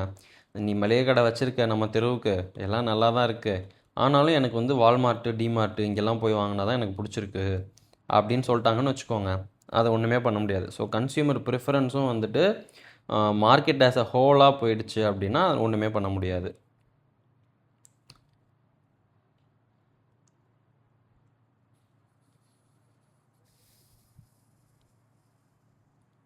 ஓகே, ஒரு ஆர்கனைசேஷன் ஃபோக்கஸ் ஸ்ட்ராட்டஜி பண்ணுறாங்க அப்படின்னா அவங்க என்ன பண்ணணும் அப்படின்னா, ஒரு பர்டிகுலர் குரூப் ஆஃப் கஸ்டமர்ஸ் எடுத்துக்கணும், இல்லை ஒரு ஜியோகிராஃபிக் மார்க்கெட் எடுத்துக்கணும், இல்லைனா ஏதாவது ஒரு பர்டிகுலர் ப்ராடக்ட் லைன் செக்மெண்ட்டை மட்டும் எடுத்துக்கணும். அவங்க வேலை என்னென்னா நேரோ மார்க்கெட் தான், குட்டி மார்க்கெட்டை தான் அவங்க வந்துட்டு சர்வ் பண்ண போகிறாங்க. ஆனால் மற்றவங்கள விட பெட்டராக சர்வ் பண்ணணும். ஓகேவா? அதுக்கு ஏற்ற மாதிரி எல்லாத்தையுமே மாற்றிக்கணும். For example Ferrari sports cars. ஓகேவா? இப்போ நான் வந்து ஒரு எக்கனாமிக்கலாக ஒரு கார் வாங்கணும்னு நினச்சேனாலோ, இல்லை மைலேஜ் கொடுக்குற மாதிரி ஒரு கார் வாங்கணும்னு நினச்சேனாலோ ஃபெராரி வாங்கவே முடியாது. ஃபெராரியோட ஃபோக்கஸ் என்ன, அதோட மார்க்கெட் யார்? ஸ்போர்ட்ஸ் கார் வாங்கணும் அப்படின்னு நினைக்கிறவங்க மட்டும்தான் ஃபெராரி வாங்குவாங்க. ஆனால் அதில் பெட்டராக அவங்க வந்துட்டு பெர்ஃபார்ம் பண்ணணும். அதுதான் வந்துட்டு ஃபோக்கஸ். இப்போ ஆல்ரெடி சொன்ன மாதிரி ஃபோக்கஸோடு சேர்த்து மற்ற ஏதாவது ஒன்று சேர்த்து தான் பண்ணணும் அப்படின்றத சொல்கிறாங்க. Focused cost leadership. ஓகேவா?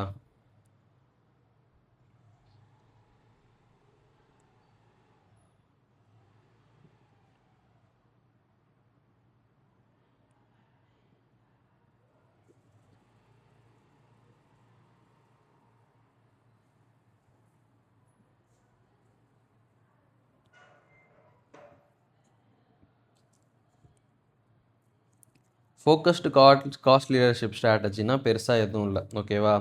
நம்ம வந்துட்டு ஒரு ப்ரைஸை பேஸ் பண்ண ஒரு ஒரு கம்பீட்டிங் பண்ணுவோம். அது வந்துட்டு ஒரு நேரோ மார்க்கெட்டில் பண்ணுவோம். ஸோ ஜென்ரலாக காஸ்ட் லீடர்ஷிப்னால் என்னென்னு நமக்கு தெரியும். அதையே வந்துட்டு ஒரு நேரோ மார்க்கெட்டில் பண்ணோம் அப்படின்னா அதுதான் ஃபோக்கஸ்டு காஸ்ட் லீடர்ஷிப்ன்றாங்க. இது வந்துட்டு நம்ம இண்டஸ்ட்ரியிலேயே லோயஸ்ட் ப்ரைஸாக இருக்கணும்னு அவசியம் இல்லை. ஓகேவா?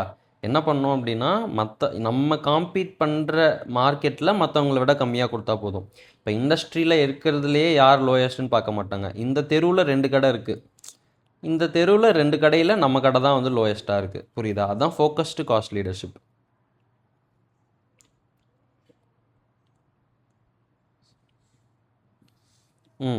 அதே வேறு வேர்ட்ஸில் கொடுத்துருக்காங்க. நம்ம வந்து ப்ரைஸை பேஸ் பண்ணி காம்பீட் பண்ணணும்னு நினைக்கிறோம், ஒரு நேரோ மார்க்கெட்டை டார்கெட் பண்ணுறோம் அப்படின்னா நம்ம ஃபோக்கஸ்டு காஸ்ட் லீடர்ஷிப் ஸ்ட்ராட்டஜியில் இருக்கோம் அப்படின்னு அர்த்தம். அடுத்தது அதே மாதிரி தான் இருக்கும் டிஃப்ரென்சியேஷனும். ஒரு நேரோ மார்க்கெட்டுக்கு நம்ம வந்துட்டு டிஃப்ரென்சியேஷன் கொடுக்குறோம் அப்படின்னா, யூனிக் ஃபீச்சர்ஸ் கொடுக்குறோம் அப்படின்னா அது வந்துட்டு ஃபோக்கஸ்டு டிஃப்ரென்சியேஷன் சொல்கிறாங்க.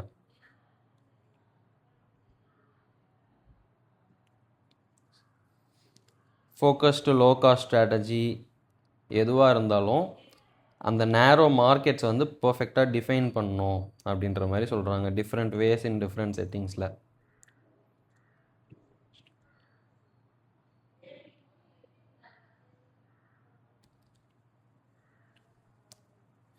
ஒரு சில ஃபேர்ம்ஸ் வந்துட்டு ஃபோக்கஸ்டு டிஃப்ரென்சியேஷன் ஸ்ட்ராட்டஜியை வந்துட்டு அவங்களோட எஃபர்ட்ஸ் வந்து எதில் போடுவாங்க அப்படின்னா பர்டிகுலர் சேல்ஸ் சேனலில் போடுவாங்களாம். For example over the internet only, இன்டர்நெட்டில் மட்டும் சேல் பண்ணுற மாதிரி, அதுதான் அவங்களோட டிஃப்ரென்ஷியேஷனே. அதெல்லாம் அவங்க பெட்டராக பண்ணுவாங்க. ஒரு சில பேர் வந்து அந்த டீமோகிராஃபிக் குரூப்ஸை வந்துட்டு ஃபோக்கஸ் பண்ணுவாங்க. ஒரு ஒரு ஃபேர்ம் வந்துட்டு யூனிக்னஸை வச்சு கம்பீட் பண்ணுது, அவங்க நேரோ மார்க்கெட்டை தான் ஃபோக்கஸ் பண்ணுறாங்க அப்படின்னா அது ஃபோக்கஸ்டு டிஃப்ரென்ஷியேஷன் அப்படின்றாங்க. எக்ஸாம்பிள் ரோல்ஸ் ராய்ஸ் கொடுக்குறாங்க. ஓகேவா? Limited number of high and custom build cars மட்டும்தான் அவங்க செல் பண்ணுவாங்க. அவங்களோட வேலை டிஃப்ரென்ஷியேஷன் தான். அவங்க ஃபோக்கஸ் பண்ணுறது ரொம்ப ரிச்சான பீப்புளை மட்டும்தான். அடுத்தது அச்சீவிங் ஃபோக்கஸ்டு ஸ்ட்ராட்டஜி. இதை வந்து அச்சீவ் பண்ணுறதுக்கு என்னென்ன பண்ணோம் அப்படின்னா,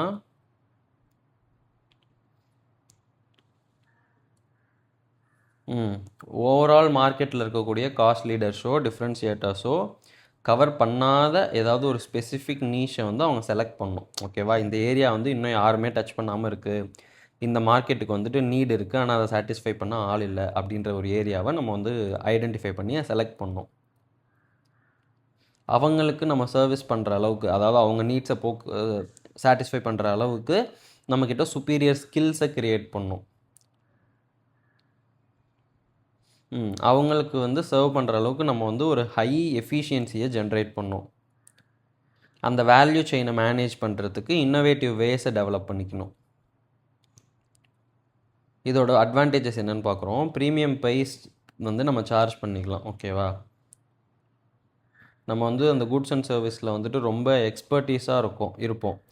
ஓகேவா, ஆர்கனைசேஷன் வந்து நம்ம ஃபோக்கஸ் ஸ்ட்ராட்டஜியை ஃபாலோ பண்ணுறதுனால புதுசாக யாராவது ரைவல்ஸோ நியூ என்ட்ரன்ஸோ வந்தாங்க அப்படின்னா அவங்களுக்கு நம்ம கூட கம்பீட் பண்ணுறது கஷ்டமாக இருக்கும். ஒன்று ப்ரீமியம் ப்ரைஸு, இன்னொன்று நியூ என்ட்ரன்ஸ் கஷ்டம். ஓகேவா, இது ரெண்டு தான் அட்வான்டேஜஸ் ஆஃப் ஃபோக்கஸ்டு ஸ்ட்ராட்டஜி. அதே ஃபோக்கஸ்டு ஸ்ட்ராட்டஜியோட டிஸ்அட்வான்டேஜஸ் என்ன அப்படின்னா, நம்மக்கிட்ட டிஸ்டிங்டிவாக, அதாவது யூனிக்காக எதுவுமே ஒரு ஸ்பெஷாலிட்டி இல்லை அப்படின்னா ஃபோக்கஸ்டு ஸ்ட்ராட்டஜியை வந்துட்டு நம்மளால் ஃபாலோ பண்ண முடியாது அப்படின்றாங்க. ஏன்னா ஓவரால் மார்க்கெட்டில் வந்து விற்கிறவன் என்ன கொடுக்குறானோ அதே விஷயத்த தான் நம்மளும் கொடுக்குறோம் அப்படின்னா ஏன் நம்மக்கிட்ட வாங்கணும், அவங்கக்கிட்டே வாங்கிக்குவாங்க. அந்த தெரு எக்ஸாம்பிளில் வந்துட்டு நம்ம பக்கத்தில் இருக்கோம் அப்படிங்கிறதுனால மேபி நம்மள்ட்ட வாங்கலாம். அதே இது ஒரு பெரிய கடையும் அங்கேயே இருக்குன்னு வச்சுக்கோங்க அந்த தெருவுலையே, அப்போ ஆப்வியஸாக எல்லாம் அங்கே தானே போவாங்க. ஸோ நம்ம ஏதாவது ஒரு விஷயத்தில் ஸ்பெஷலைஸ்டாக இருக்கணும், டிஸ்டிங்டிவ் கம்பீட்டன்சி இருக்கணும் அப்படின்றாங்க. லிமிட்டட் டிமாண்டு தான் இருக்கும். ஓகேவா, நம்ம காஸ்ட்டும் ஹையாக இருக்கும். இதில் வந்துட்டு சில ப்ராப்ளம்ஸ் இருக்குன்றாங்க. இப்போ ஃபார் எக்ஸாம்பிள் டிமார்ட் இருக்குது அப்படின்னா அவங்களோட மார்க்கெட் அதிகம், நிறைய வருவாங்க. பட் நம்ம ஆல்ரெடி ஃபோக்கஸ் பண்ணி ஒரு குட்டி மார்க்கெட்டை தான் டார்கெட்டே பண்ணுறோம். ஸோ இதில் வந்துட்டு நம்ம கம்மியான ப்ராஃபிட் மார்ஜின் வச்சு நான் சேல்ஸ் வால்யூமில் வந்து இன்க்ரீஸ் பண்ணிக்கிறேன், அதெல்லாம் நம்மளால் பண்ணவே முடியாது.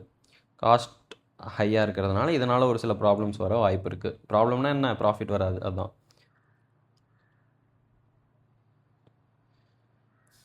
லாங் ரனில் பார்க்குறப்ப நம்ம ஃபோக்கஸ் பண்ண அந்த நீஷையும் வந்துட்டு லார்ஜ் காம்படிட்டர்ஸ் டார்கெட் பண்ணி அவங்க எடுத்துக்கலாம். அதே டிஸ்டிங்டிவ் காம்பீட்டன்சிஸை இப்போ நம்மக்கிட்ட ஒரு திறமை இருக்குல்ல, அதையும் அவங்களும் டெவலப் பண்ணி அந்த சின்ன மார்க்கெட்டையும் அவங்க சேர்த்து எடுத்துக்கலாம். இதெல்லாம் வந்து டிஸ்அட்வான்டேஜஸ் ஆஃப் ஃபோக்கஸ்ட் ஸ்ட்ராட்டஜி. அடுத்தது பெஸ்ட் காஸ்ட் ப்ரொவைடர் ஸ்ட்ராட்டஜி. ஓகேவா,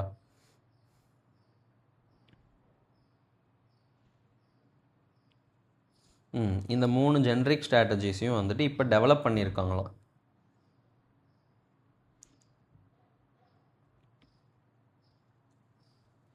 இது வந்துட்டு கஸ்டமரோட வேல்யூவை மேக்ஸிமைஸ் பண்ணுறாங்களாம். ஸோ தட் எப்படி அப்படின்னா அவங்களோட மணியோட வேல்யூவை இன்க்ரீஸ் பண்ணுறோம், கொடுத்த காசுக்கு அதிகமான வேல்யூ கொடுக்கறது. ஸோ அது வந்து எதை ஃபோக்கஸ் பண்ணி இருக்கோம் அப்படின்னா காஸ்ட்டையும் கம்மி பண்ணுவாங்க, டிஃப்ரென்சஸையும் அதிகப்படுத்துவாங்க. ஸோ இது ரெண்டோட மிக்ஸும் இருக்கும் அப்படின்ற மாதிரி சொல்கிறாங்க.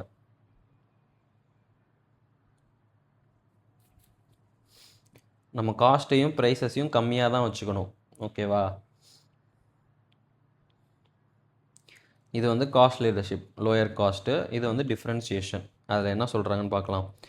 Broad cross section of buyers, இது வந்துட்டு ஃபுல்லாக ஓவரால் மார்க்கெட்டு. இது வந்துட்டு நீஷ் மார்க்கெட்டு. ஓகேவா, குட்டி மார்க்கெட்டு. இது வந்து ஓவரால் காஸ்ட் லீடர், இது வந்து ஓவரால் டிஃப்ரென்ஷியேஷன். இதெல்லாம் நம்ம ஆல்ரெடி படித்த ஸ்ட்ராட்டஜி. ஓகேவா, 1, 2 படித்தோம். ஃபோக்கஸ்டில் இது ரெண்டுத்தையும் படித்தோம். ஃபோக்கஸ்ட்லேயே காஸ்ட் லீடர்ஷிப், ஃபோக்கஸ்ட்லேயே டிஃப்ரென்ஷியேஷன். இது நாலுத்துக்கும் நடுவில் மிட் பாயிண்ட்டாக இருக்கிறது தான் இந்த பெஸ்ட் காஸ்ட் ப்ரொவைடர் ஸ்ட்ராட்டஜி. ஓகேவா,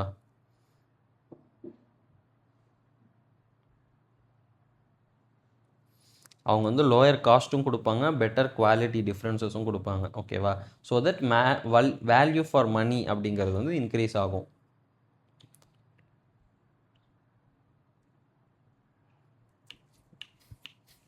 இதை வந்துட்டு ரெண்டு மாதிரி பண்ணலாம். ஓகேவா, ஒன்று ஆல்ரெடி இருக்க ப்ராடக்ட்டு நம்ம வந்து ப்ரைஸை கம்மி பண்ணி கொடுக்குறோம், ஆர் சேம் ப்ரைஸு நம்ம வந்து ப்ராடக்டோட வேல்யூ அதிகமானதாக கொடுக்குறோம். புரியுதா, எக்ஸாம்பிளோட சொல்கிறேன். இப்போ வந்து ஒரு சாக்லேட் இருக்குதுன்னு வச்சுக்கோங்களேன், ஒரு 5 ஸ்டார்னு வச்சுக்கலாம் ரெண்டுமே. ஃபஸ்ட்டு பாயிண்ட் ஏல என்ன சொல்கிறாங்க அப்படின்னா offering products at a lower price than what is being offered by rivals for products with comparable quality and features. ரெண்டுமே ஒன்று தான், கம்பேரபிள் தான், ரெண்டுமே 5 ஸ்டார் தான், கம்பேரபிள்லாம் இல்லை, ரெண்டுமே லிட்ரலி சேம் தான். அவன் 5 ரூபாய்க்கு தரான், நான் 4 ரூபாய்க்கு தரேன், ஓகேவா? அப்படிங்கிறது ப்ராடக்ட் ஒன்று தான், ஆனால் ப்ரைஸை வந்து நான் கம்மி பண்ணி கொடுக்குறேன். இதே இது பாயிண்ட் பியில் என்ன சொல்கிறாங்கன்னா, charging similar price as by the rivals for product with much higher quality and better features. இதில் என்ன சொல்கிறாங்க அப்படின்னா, அதே 5 ஸ்டாரு அவனும் 5 ரூபாய்க்கு தான் கொடுக்குறான், நானும் 5 ரூபாய்க்கு தான் கொடுக்குறேன். 5 ஸ்டார் எடுத்தது தப்பாக போச்சு, எல்லாத்துலேயும் 5 வருது பாருங்கள். பட் என்னோடய 5 ஸ்டாரில் வந்துட்டு 20% எக்ஸ்ட்ரா சாக்லேட் அதிகமாக இருக்கும், புரியுதா? ப்ரைஸ் வந்துட்டு ஈக்குவல் தான், ஆனால் ப்ராடக்ட் குவாலிட்டி இன்க்ரீஸ் ஆகிருக்கு. ஸோ இப்போ இது ரெண்டுத்துலேயுமே நம்ம என்ன பண்ணுறோம், பெஸ்ட்டு காஸ்ட் ப்ரொவைடர், அதாவது வேல்யூ ஃபார் மணியில் வந்துட்டு அதிகமாக கொடுக்குறோம், புரியுதா? இதுதான் வந்துட்டு அவங்களோட theory.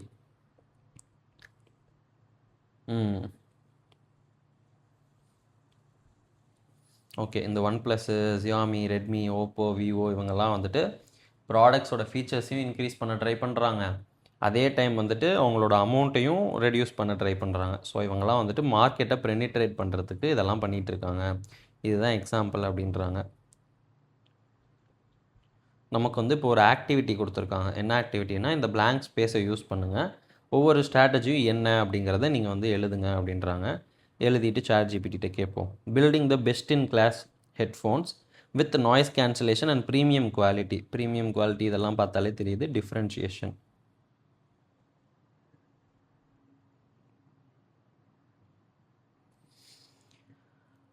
Maximum value features in a phone which is within the spendable limits of the middle class of India. இது வந்துட்டு பெஸ்ட் காஸ்ட் ப்ரொவைடர். ஏன்னா அவங்க வந்துட்டு வேல்யூவும் அதிகமாக சொல்கிறாங்க, எக்கனாமிக்கலாகவும் இருக்கும்னு சொல்கிறாங்க. ஸோ ரெண்டுத்தையுமே ஃபோக்கஸ் பண்ணுறாங்க.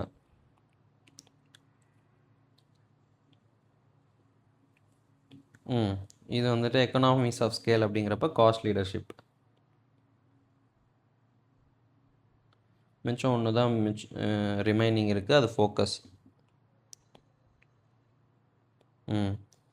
ஆஸ் ஐ கெஸ்ட் ஃபோக்கஸ் தான் இதுக்கான ஆன்சர். இது வேறு நான் ஒன்று எழுதுகிறப்பையும் ஒவ்வொரு லாங்குவேஜ் டவுன்லோட் பண்ணுது. நான் ஆனால் இங்கிலீஷில் தான் எழுதுகிறேன். ஓகே, இது ஆப்வியஸாக கரெக்ட் தான் எனக்கே தெரியும், பட் இருந்தாலும் ஓவராக வந்து நம்ம அப்படி நினைக்கக்கூடாது. ChatGPT கேட்டுக்கலாம், ஓகேவா? ஆக்சுவலாக இதோட ஆன்சர் கீழே இருக்காதுன்னு நினைக்கிறேன், அதனால தான் ChatGPT கேட்குறேன்.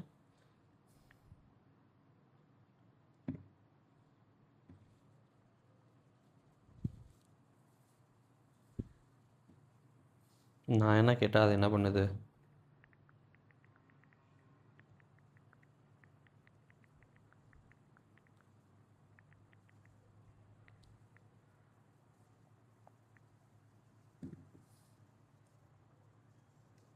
Super, thank you.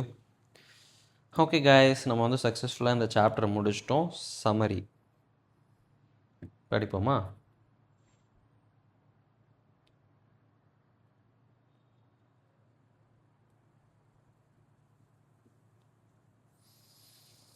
இன்டர்னல் என்விரான்மெண்ட்டை வந்து நம்ம அண்டர்ஸ்டாண்ட் பண்ணுறது வந்து இப்போ இருக்க கரண்ட் டைம்ஸில் டைனமிக் சேஞ்சஸ்லாம் நடக்கிறதுல கஸ்டமர்ஸ் லீட் எடுக்கிற நேரத்தில் ரொம்ப இம்பார்ட்டண்ட் அப்படின்னு சொல்கிறாங்க. இன்டர்னல் என்விரான்மெண்ட்டை அண்டர்ஸ்டாண்ட் பண்ணிக்கிறது. ஒரு பிஸ்னஸ் வந்துட்டு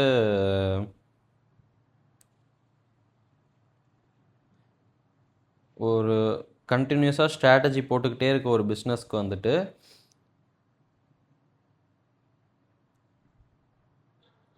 என்னவோ சொல்கிறாங்க, ஒன்றும் புரியல, விடுங்க. அது ரொம்ப ஃபோக்கஸ் பண்ணால் தான் புரியும். என் மைண்ட் இப்போ வந்து பிரெயின் இஸ் நாட் பிரெயினிங்லேயே நான் வாழ்ந்துட்டுருக்கேன் இன்றைக்கி ஃபுல்லாக. ஏன்னு தெரில. சரி, நம்ம அப்போல்லாம் மலைக்கக்கூடாது. ஒழுங்காக படித்து சொல்கிறேன், வெயிட் பண்ணுங்கள். அதாவது சப்ஜெக்ட் என்ன அப்படின்னா ப்ராக்கெட் போட்டு படிப்போம் கைஸ், அப்போ தான் நமக்கு புரியும். சப்ஜெக்ட் யார் அப்படின்னா ஸ்ட்ராட்டஜைசிங் கண்டினியூஸ்லி. ஒரு பிஸ்னஸ் வந்து கண்டினியூவாக ஸ்ட்ராட்டஜி போட்டுக்கிட்டே இருக்கணும்னு நினைக்கிது, ஓகேவா? அதுதான் வந்து சப்ஜெக்ட். அதுக்கு என்ன சொல்ல வராங்க அப்படின்னா, இட் பிகம்ஸ் மோர் இம்பார்ட்டண்ட். அதுக்கு ஏதோ ஒரு விஷயம் ரொம்ப இம்பார்ட்டண்ட்டாக இருக்கான். என்ன விஷயம் அப்படின்னா, for which it needs tools and access to decision oriented analysis.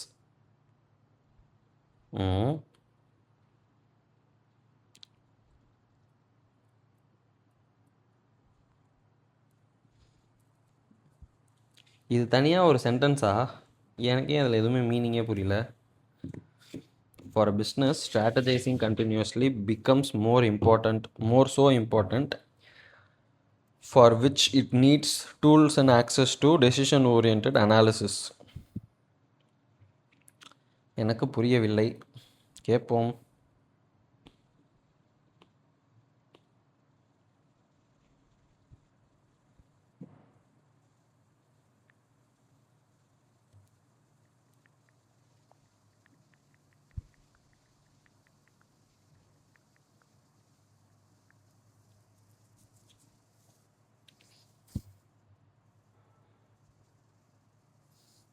For a business, strategizing, continuously thinking, planning, and deciding what the business should do continuously becomes even so important, for doing this, the business needs methods, techniques, and systems, ability to use obtain analysis specifically done to help management.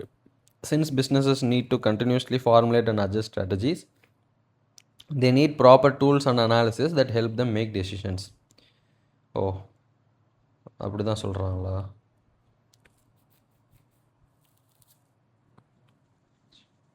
இந்த for which அப்படிங்கிறது வந்துட்டு அந்த கண்டினியூஸாக strategy பண்ணுறோம் இல்லையா, அதை தான் சொல்கிறாங்க. இந்த மாதிரி ஏதாவது இங்கிலீஷில் விளையாடுறப்ப தான் நமக்கு புரியாமல் போயிடுது.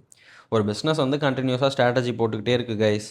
அதுக்கு நிறையா டூல்ஸும் டெசிஷன் ஓரியன்ட் அனாலிசிஸும் தேவை அப்படின்றத சொல்கிறாங்க. ஓகேவா? இந்த மாதிரி காம்ப்ளெக்ஸான சென்டென்ஸ்லாம் நம்ம வந்து காம்ப்ரிஹெண்ட் பண்ண கற்றுக்கணும். This is a part of being professional. அதை அனலைஸ் பண்ணிட்டாங்க அப்படின்னா, அனலைஸ் பண்ணதுக்கப்புறம் பிளான்ஸை வந்து ஆக்ஷனில் போட்டுருவாங்க. ஸோ தட் அதில் ரிசல்ட்ஸும் கிடச்சிரும். ஓகேவா?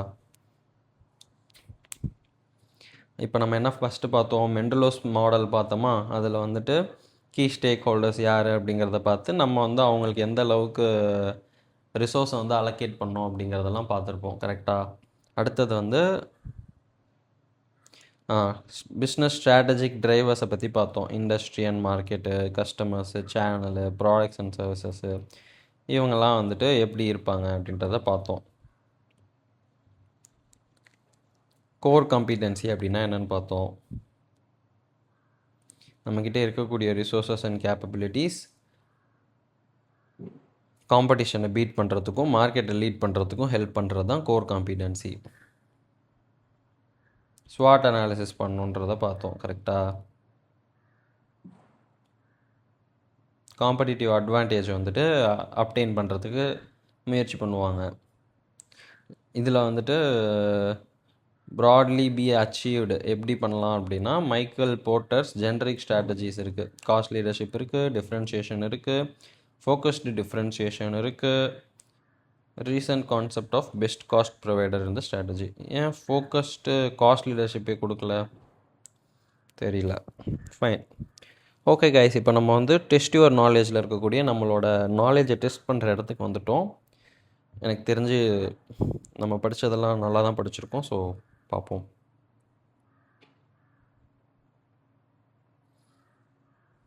ஆர்கனைசேஷனோட ஆப்பர்ச்சுனிட்டிஸ் அண்ட் ஸ்ட்ரென்த்ஸை என்ன பண்ணணும், எக்ஸ்ப்ளாய்ட் பண்ணணும். கரெக்டாக? ஸோ பி இல்லைனா டி தான். வைல் த்ரெட்ஸை என்ன பண்ணணும், மினிமைஸ் பண்ணணுமா. வீக்னஸ் என்ன பண்ணணும், கரெக்ட் பண்ணணும். அப்போ இதுதான் எனக்கு தெரிஞ்சு பி தான் ஆன்சர். ஓகேவா? 1Bன்னு பார்ப்போமா.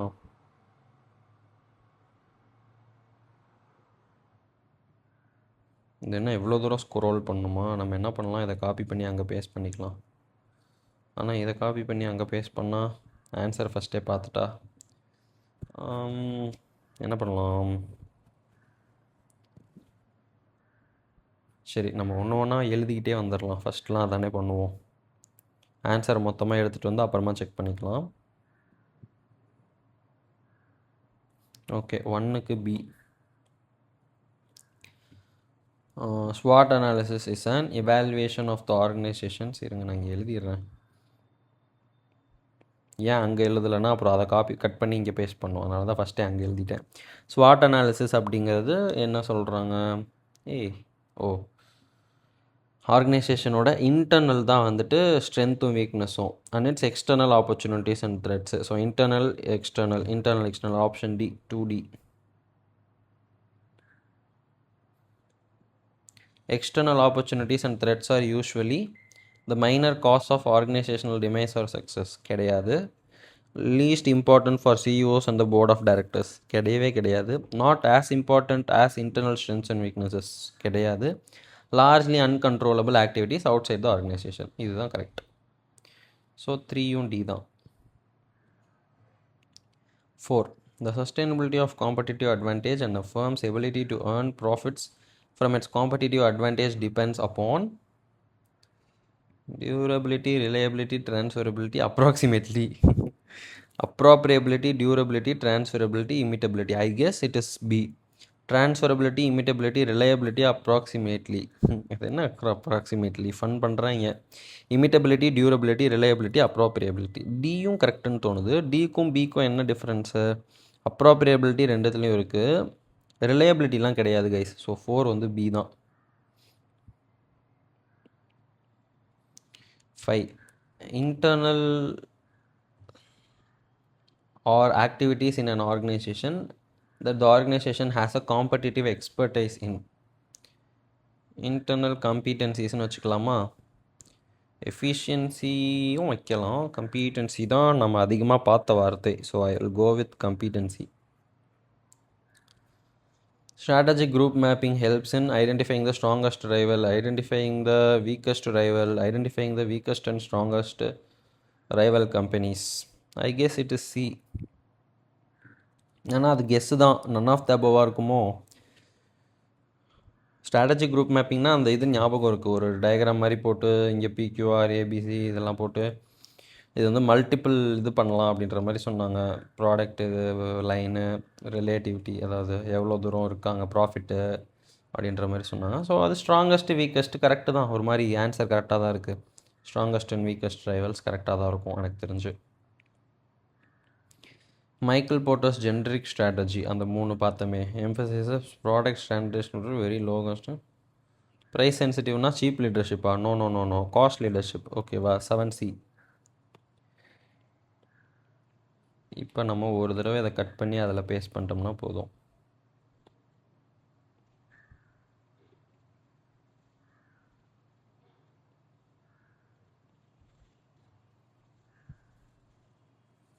இப்போ நான் எங்கே இருக்கேன்? 8ல் இருக்கேன். Differentiation strategy can be achieved by following measures.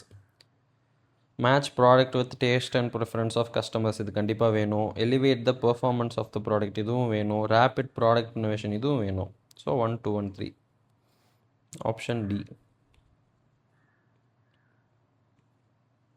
What are the 3 different bases given by Michael Porter's generic strategy to gain competitive advantage?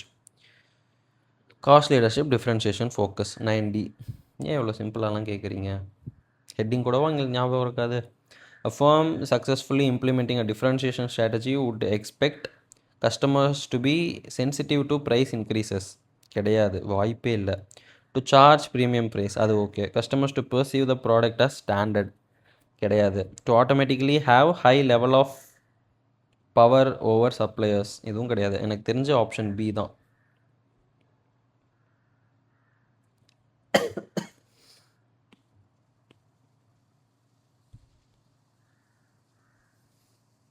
Okay guys, நம்ம போய் செக் பண்ணுவோமா? வாங்க நண்பர்களே, எல்லோரும் ஒன்றா செக் பண்ணலாம். இந்த நான் எங்கே வைப்பேன்? சின்னதாக இருந்தால் போதும். ஓகே, நம்ம ஹைலைட் பண்ணி பண்ணி கரெக்ஷன் பண்ணலாம். க்ரீன்னா கரெக்டு, வேறு ஏதாவது கலர்னால் தப்பு. ஓகேவா? 1க்கு பி, 2க்கு டி, 3க்கும் டி, 4க்கும் பி, 5க்கும் பி, 6க்கு சி, 7க்கு சி, 8க்கு டி, 9க்கு டி, 10க்கு பி. சூப்பர், நம்ம ஜெயிச்சிட்டோம். சொல்லு பேக். நாம் ஜெயிச்சிட்டோம். சூப்பர் கைஸ், ரொம்ப மகிழ்ச்சியாக இருக்குது, ரொம்ப பெருமையாக இருக்குது. நம்ம வந்து 1 மார்க்கில் கரெக்டாக ஃபுல் மார்க் எடுத்திருக்கோம்.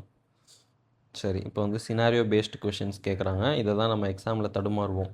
இப்போ இந்த சினாரியோ பேஸ்ட் கொஷின்ஸில் நம்ம கரெக்டாக அவங்க என்ன கேட்குறாங்க அப்படிங்கிறத கண்டுபிடிச்சிட்டோம்னாலே பாதி ஆன்சர் நமக்கு தெரிஞ்ச மாதிரி. ஏன்னா நம்ம ஆன்சர் தெரியாமலாம் தப்பு பண்ணுறது கிடையாது. அவன் எதை கேட்குறான், எந்த ஸ்ட்ராட்டஜியை கேட்குறான் அப்படிங்கிறத ஐடென்டிஃபை பண்ணி அதுக்கேற்ற பாயிண்ட்ஸ் எழுத தெரிஞ்சாலே நமக்கு பாதி மார்க்ஸ் கேரண்டீடுன்ற மாதிரி. ஓகேவா? ஸோ அதுக்கேற்ற மாதிரி இந்த கொஷினை படித்து கரெக்டாக ஐடென்டிஃபை பண்ண முடியுதா முடியலையா அதுதான் இப்போ நம்ம செக் பண்ண போகிறோம்.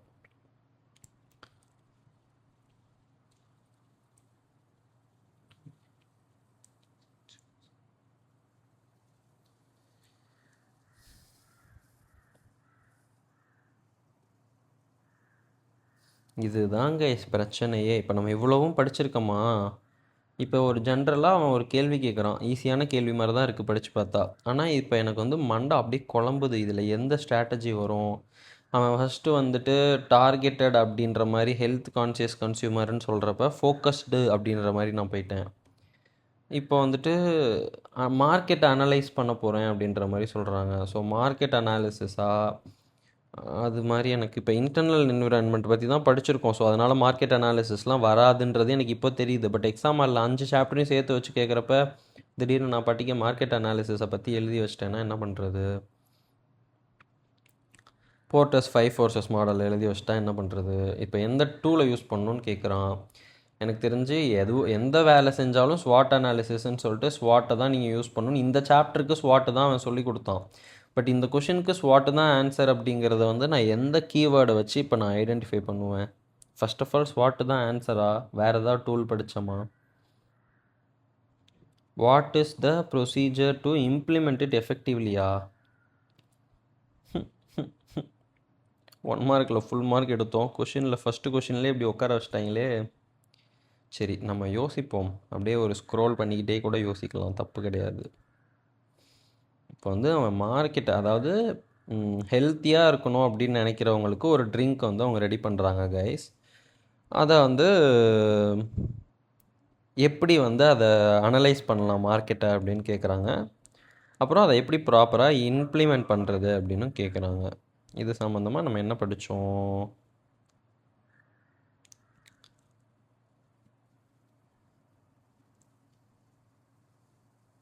ஓகே, ஸ்ட்ராட்டஜிக் டிரைவர்ஸ்லாம் படித்தோம்.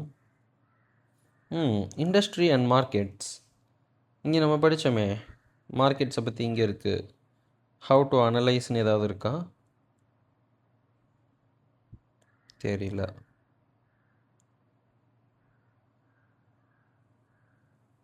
இது ஸ்டேக் ஹோல்டருக்கும் இதுக்கும் சம்மந்தம் இல்லை. ஸோ இதுக்கு மேலே இருக்க வாய்ப்பு இல்லை எனக்கு தெரிஞ்ச. இப்போ ஸ்ட்ராட்டஜிக் டிரைவர்ஸ்லேருந்து ஏதாவது சம்மந்தமாக இருக்க வாய்ப்பு இருக்குது. இல்லைனா அழகாக ஸ்வாட் அனாலிசிஸ்ன்னு எழுதிட்டு போயிட்டே இருக்கலாம். எனக்கு வந்து ஸ்வாட் மேலே தான் கொஞ்சம் சாயுது.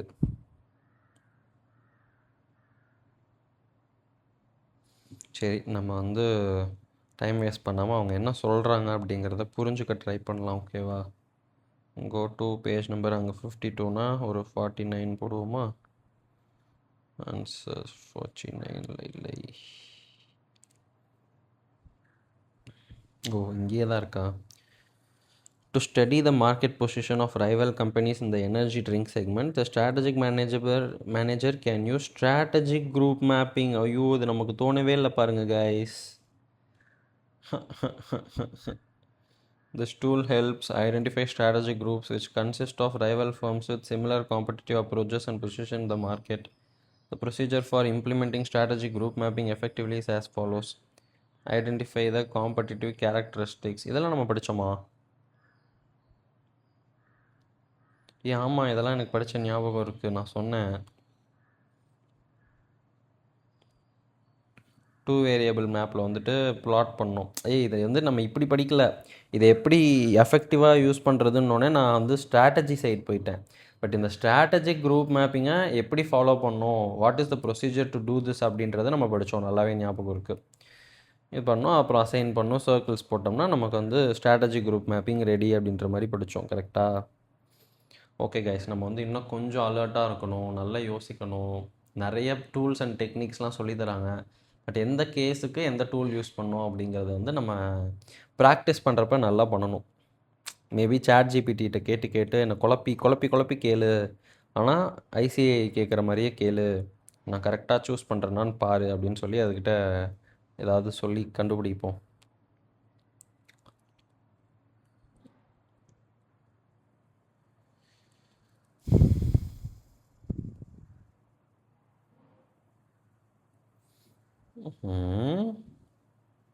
இது SWOT அனாலிசிஸ் அவனே கொடுத்துட்டான். As a strategic manager, conduct a SWOT analysis for Easy Life Corporation to assess the feasibility and potential success for this new venture. நான் என்னடா எழுதுவேன்? ஸ்ட்ரென்த்தில் என்ன எழுதுவேன்?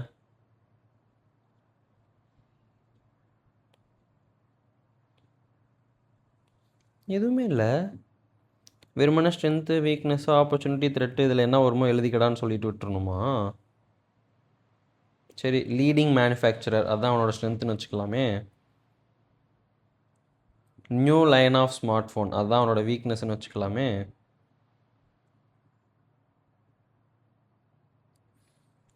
தெரில, இவ்வளோ வேகாவாக கொஸ்டின் கேட்பாங்க. இப்போ நான் அதில் என்ன எழுதணும் ஸ்வாட்டில்? எது? டேய், இதெல்லாம் நான் எங்கேருந்து எடுக்கணும்? இல்லை, எனக்கு புரியல.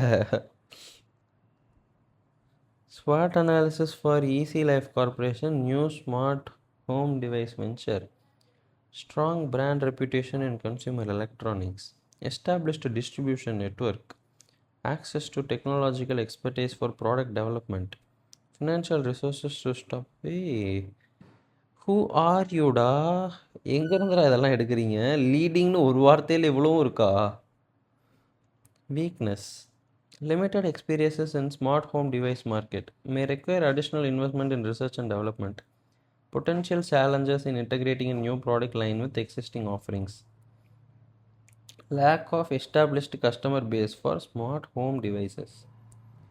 சரி, இது கூட ஓரளவுக்கு ஓகேடா. இதெல்லாம் வந்துட்டு ஜென்ரல் நாலேஜ் வச்சு ஏதாவது எழுதணுமே அப்படின்னா எழுதிடலாம். ஆப்பர்ச்சுனிட்டிஸ் அண்ட் த்ரெட்ஸில் என்ன பண்ணி வச்சுருக்காங்கன்னு பார்ப்போம்.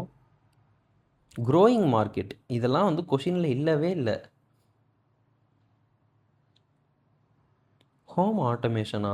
டேய், ஹவ் ஆம் I suppose to right like this டா?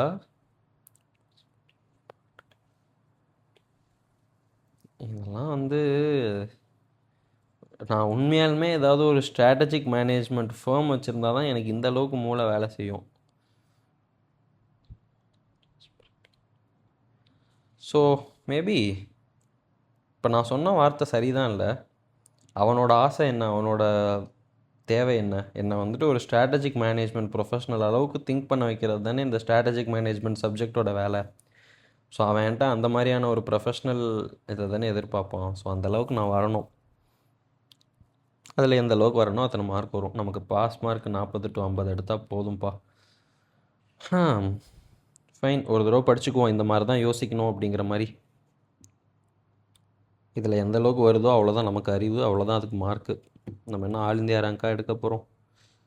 50 மார்க் 60 மார்க் எடுத்தால் போதும். Possibility of partnering with existing smart home platform providers. Okay, நமக்கு இருக்க ஆப்பர்ச்சுனிட்டிஸ் என்னென்ன? ஸ்மார்ட் ஹோம் டிவைசஸ்க்கு மார்க்கெட் க்ரோ ஆகுது. எக்ஸிஸ்டிங்கில் இருக்கவங்களுக்கு பார்ட்னர் பண்ணுறதுக்கு வாய்ப்பு இருக்குது. பிராண்ட் லாயல்ட்டி, இப்போ நம்ம அதர் டிவைசஸ்லாம் வச்சுருக்கோம்ல, அதில் வந்துட்டு வாய்ப்பு இருக்குதுன்னு தான் சொல்கிறாங்க. ஃபீச்சர்ஸ் அண்ட் டிசைன் மூலிமா இன்னோவேட் பண்ணலாம், அதுவும் ஒரு ஆப்பர்ச்சுனிட்டிங்கிறாங்க. த்ரெட்ஸ் என்ன அப்படின்னா, ஆமாம், ஆல்ரெடி இருக்கவங்கள்ட்ட இருந்து காம்படிஷன் இருக்கும், டெக்னாலஜி அட்வான்ஸ் ஆகும், ப்ராடக்ட் சைக்கிள்ஸ் வந்து கம்மியாக இருக்கும். ஏன்னா புதுசாக வந்துட்டால் புதுசு வாங்கிக்கலான்ட்டு போயிடுவாங்க. கனெக்டட் டிவைஸில் வந்து சைபர் செக்யூரிட்டி ஏதாவது பிரச்சனை வர வாய்ப்பு இருக்குது. எக்கனாமிக் ஃபேக்டர்ஸ், இந்த மாதிரி டிஸ்க்ரிஷ்னரி ஐட்டம்ஸ்க்கெலாம் செலவு பண்ணலாமா வேணாமா அப்படிங்கிறது இந்த எக்கனாமிக் ஃபேக்டர்ஸ் தான் டிசைட் பண்ணும். ஸோ அதில் ஏதாவது பிரச்சனை வந்துச்சுன்னா இதெல்லாம் செலவு பண்ண வேணாம் அப்படின்ற மாதிரி முடிவு பண்ணிடுவாங்க. தேர்ட் கொஷின் போகலாமா? ஏபிசி லிமிடெட் அப்படிங்கிறது வந்து ஒரு பீவரேஜ் மேனுஃபேக்சரிங் கம்பெனி. முக்கியமாக வந்துட்டு சாஃப்ட் ட்ரிங்க்ஸ் தான் மேனுஃபேக்சர் பண்ணும். ப்ராடக்ட்ஸ்லாம் வந்துட்டு அமௌண்ட் கம்மியாக தான் இருக்குது அப்படின்ற மாதிரி சொல்கிறாங்க. காஸ்ட் லீடர் இவங்க தான், ஓகேவா? மார்க்கெட் ஷேர் வந்து 35% இருக்குது. ஓகே, சுகர் ஃப்ரீ பெவரேஜை டெவலப் பண்ணுறதுக்கு R&D வச்சு ஒரு ஐடியா கண்டுபிடிச்சிருக்காங்க.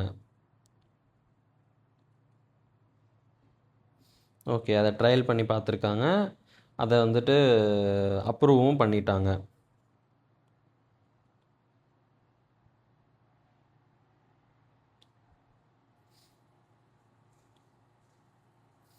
ஓகே, இப்போ புதுசாக இவங்க தான் சுகர் ஃப்ரீ பெவரேஜ் வந்து லான்ச் பண்ணுறாங்க. ரிலேட்டிவ்லி ஹை ப்ரைஸ் சார்ஜ் பண்ணிக்கிறாங்க. ஓகே.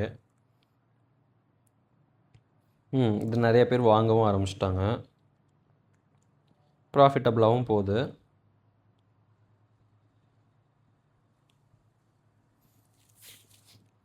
ஓகே, இது எனக்கு தெரிஞ்சு அவங்க வந்து ஒரு வேர்டு ட்விஸ்டடாக கொடுத்துருக்காங்க. ஆல்ரெடி இருக்க ப்ராடக்ட்ஸ்லாம் வந்துட்டு கம்மியாக இருக்குது அப்படின்றத வந்து ட்விஸ்ட் மாதிரி கொடுத்துருக்காங்க. இதை நம்ம வந்து கன்சிடரே பண்ணக்கூடாது. இப்போ புதுசாக வந்த ப்ராடக்ட்டுக்கு என்ன பண்ணுறாங்க, ப்ராடக்ட் டிஃப்ரென்ஷியேஷன் தான் பண்ணியிருக்காங்க. ஓகேவா, புதுசாக யூனிக்காக ஒரு செல்லிங் பாயிண்ட் இருக்குது, அதுக்கு ஹை ப்ராஃபிட், அதாவது ஹை ப்ரைஸ் சார்ஜ் பண்ணி ப்ரீமியம் ஏர்ன் பண்ணுறாங்க. ஸோ இது வந்துட்டு அப்சல்யூட் டிஃப்ரென்ஷியேஷன். ஓகேவா, டிஃப்ரென்ஷியேஷன் தான் பண்ணுறாங்க. அந்த டிஃப்ரென்ஷியேஷனுக்கு வந்துட்டு ஒரு 4 பாயிண்ட் படித்தோம்ல, அதை எப்படி வந்து எவால்வேட் பண்ணணும், லைக் அதை எப்படி அச்சீவ் பண்ணலாம் அப்படின்ட்டு படித்தோம்ல, அதுக்குள்ளே மறந்து போச்சு. கஸ்டமர்ஸ் வந்துட்டு எதை வேல்யூ பண்ணுறாங்களோ அதை வந்து நம்ம கொடுக்கணும். அந்த மாதிரி ஒரு 4 பாயிண்ட் படித்தோம். அதுதான் இதுக்கான ஆன்சர். ஓகேவா. அசைன் ஃபர்ம்ஸ் த ஓ சாரி. ஓகே, மொத்தம் 3 இருக்குதுன்னு சொல்கிறாங்க. இது 3ம் சேர்த்தா ஜெனரிக்னு சொல்கிறாங்க. டிஃப்ரென்ஷியேஷன் கரெக்டாக கண்டுபிடிச்சிட்டேன், பார்த்தீங்களா. இதெல்லாம் கேள்வியிலேருந்து அப்படியே எடுத்து எழுதியிருக்காங்க. Okay okay. Broad mass. Okay okay. இதை அச்சீவ் பண்ணுறதுக்கு என்ன பண்ணணும்? இதை தான் சொன்னேன். அவங்களோட டேஸ்ட் அண்ட் ப்ரிஃபரன்ஸ்க்கு ஏற்ற மாதிரி நம்ம வந்துட்டு ப்ராடக்டை வந்து கொடுக்கணும் அப்படின்னு சொல்கிறது. பர்ஃபார்மன்ஸை வந்து எலிவேட் பண்ணணும், அதை இம்ப்ரூவ் பண்ணணும். பையர் சாட்டிஸ்ஃபேக்ஷன் வர அளவுக்கு ஹை குவாலிட்டி கொடுக்கணும். டைனமிக் என்விரான்மெண்ட்டுக்கு ஏற்ற மாதிரி ப்ராடக்டை இன்னோவேட் பண்ணிக்கிட்டே இருக்கணும். பிராண்ட் இமேஜ், பிராண்ட் வேல்யூலாம் வந்துட்டு என்ஹான்ஸ் பண்ண ஸ்டெப்ஸ் எடுத்துக்கிட்டே இருக்கணும்.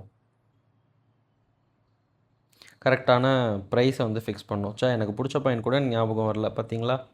But anyways, I am happy that I figured out what question is this.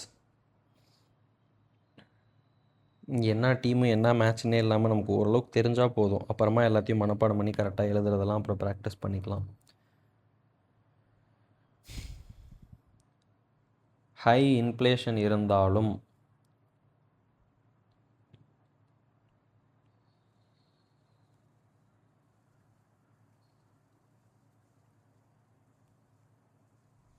Okay.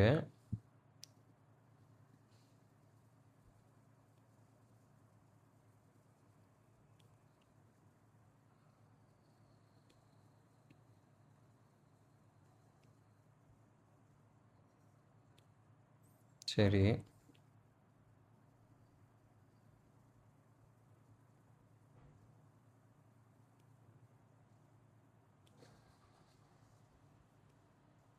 சரி.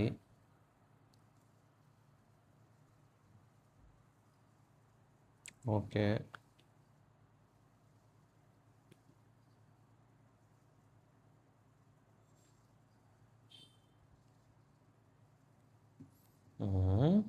ஆக்சுவலாக எப்பயுமே பெரிய கொஷினாக இருந்தால் நான் ஃபஸ்ட்டு ஒரு கிளான்ஸ் ஃபுல்லாக என்னன்னு ஸ்கிம் பண்ணிவிடுவேன் கைஸ். அப்புறமா தான் நமக்கு எது வந்து இம்பார்ட்டண்ட் அப்படிங்கிறத ஃபோக்கஸ் பண்ணி இன்னொரு தடவை படிப்பேன். பிகாஸ் எல்லாத்தையும் இம்பார்ட்டண்ட்டுன்னு நினச்சி நம்ம படிப்போம், கடைசியில் அவன் சம்மந்தமே இல்லாமல் வேறு ஏதாவது ஒரு டாப்பிக் கொடுத்து இதை எக்ஸ்பிளைன் பண்ணு அப்படிம்பான். ஓகே, இப்போ அவன் என்ன கேட்குறான் அப்படின்னா, இந்த எக்ஸ்எக்ஸ்பி இந்தியா வந்துட்டு என்ன பண்ணுறாங்க அப்படின்றத கேட்குறான். ஓகேவா, அது வந்து கடைசியில் இந்த 2 லைனில் தான் இருக்குது, அதுக்கு மேலே இருக்குது எதுவுமே தேவையில்லை. இன்னோவேட்டிவ் ப்ராடக்ட் டிசைன் வந்து கொடுக்குறாங்க, லாயல்ட்டி ப்ரோக்ராம் கொடுக்குறாங்க, அவ்வளோதான். டிஃப்ரென்ஷியேஷன் தான் ஆன்சரு. அதுக்கு அப்புறம் என்ன கேட்குறாங்க, explain how the strategy will be advantageous to the company to remain அந்த அட்வான்டேஜஸ் ஆஃப் டிஃப்ரென்ஷியேஷன். அவ்வளோதான். இதெல்லாம் கரெக்டாக சொல்லிட்டோமான்னு பார்ப்போமா. அட்வான்டேஜஸ் ஆஃப் டிஃப்ரென்ஷியேஷன், அவ்வளோதான் கைஸ். இதுதான் டன். கரெக்டாக கண்டுபிடிச்சிட்டோம்.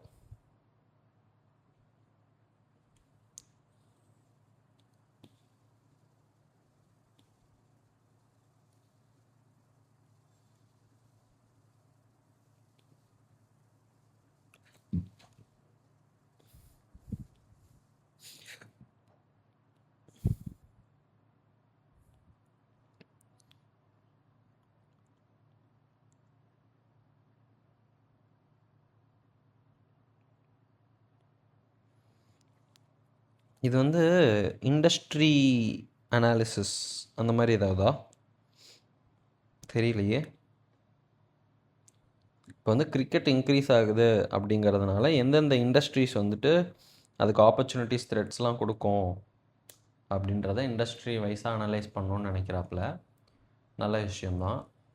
பார்ப்போம் என்ன ஆன்சர்னு.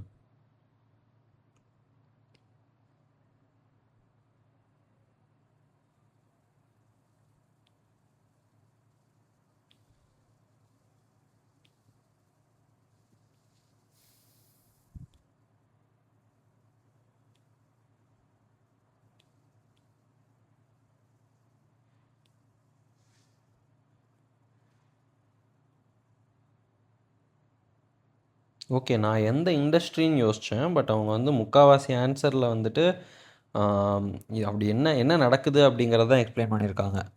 ஐபிஎல் சக்ஸஸ் ஆகிறதுனால என்ன நடக்கும், செவரல் டீம்ஸ்க்கு நடுவில் இருக்கும். ஓகே, எக்ஸாம்பிள்லாம் கொடுத்துருக்காங்க.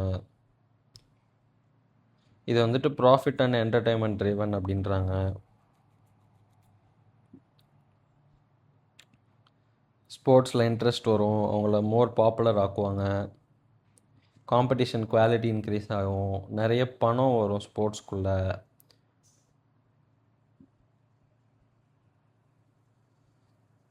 ஓகே, வேரியஸ் இண்டஸ்ட்ரீஸ்லேருந்து இதில் நிறைய பேர் நிறைய ப்ராசஸ்லலாம் இன்வால்வ்டாக இருக்காங்கன்னு சொல்கிறாங்க.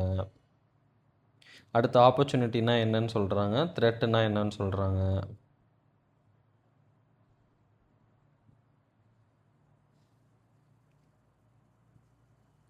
ஆப்பர்ச்சுனிட்டி ஒரு சில நேரத்தில் த்ரெட்டாகவும் இருக்கலாம்னு சொல்கிறாங்க. யார் யாருக்கெல்லாம் ஆப்பர்ச்சுனிட்டி, யார் யாருக்கெல்லாம் த்ரெட்டுன்னு சொல்கிறாங்க. ஓகே, ஸ்டேடியாஸ்க்கெலாம் வந்துட்டு ஆப்பர்ச்சுனிட்டின்னு சொல்கிறாங்க. ஸ்போர்ட்ஸ் கூட்ஸ் ப்ரொடியூஸ் பண்ணுறவங்களுக்கு ஆப்பர்ச்சுனிட்டி, மீடியா இண்டஸ்ட்ரிக்கு ஆப்பர்ச்சுனிட்டி, ஹோட்டல் இண்டஸ்ட்ரி அவங்களுக்கு ஆப்பர்ச்சுனிட்டி. யார் யாருக்கெல்லாம் த்ரெட் அப்படின்னா TV serial, cinema theatre, theme park, இவங்களுக்கெல்லாம் வந்துட்டு இது த்ரெட்டு. நான் ஸ்போர்ட் ஈவெண்ட்ஸில் இருக்கக்கூடிய ஈவெண்ட் மேனேஜ்மெண்ட் ஆர்கனைசேஷனுக்கு இது த்ரெட்டு. ஓகே, இதெல்லாம் ஜென்ரல் நாலேஜ் தான், இது நம்ம எதுவுமே படிச்சுலாம் எதுவும் சொல்ல முடியாது போல். ஆனால் இந்த மாதிரி ஒரு கொஷின் கேட்டால் நம்ம புக்கில் எங்கே படித்தோம் அப்படின்றத தாண்டி நம்ம ஜென்ரலாக இவ்வளோ யோசித்து எழுதணுமா? அசல் இப்போ ப்ரொஃபஷ்னலாகவே நினச்சிட்டே கேள்வி கேட்பான் நாட்டுக்கு.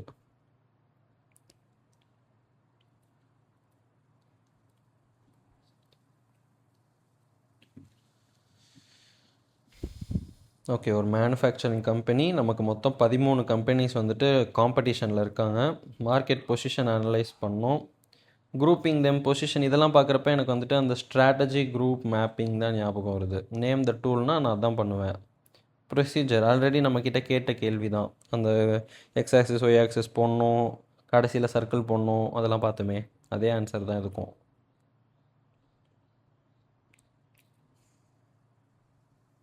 ஸ்ட்ராட்டஜி குரூப் மேப்பிங் சொன்னேன்ல.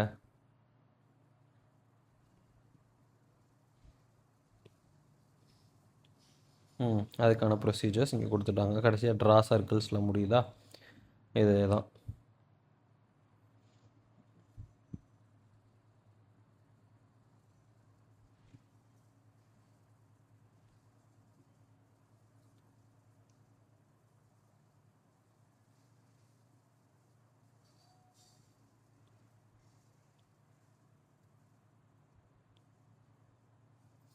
Okay, better performance and competitive advantage வேணுன்றாரு.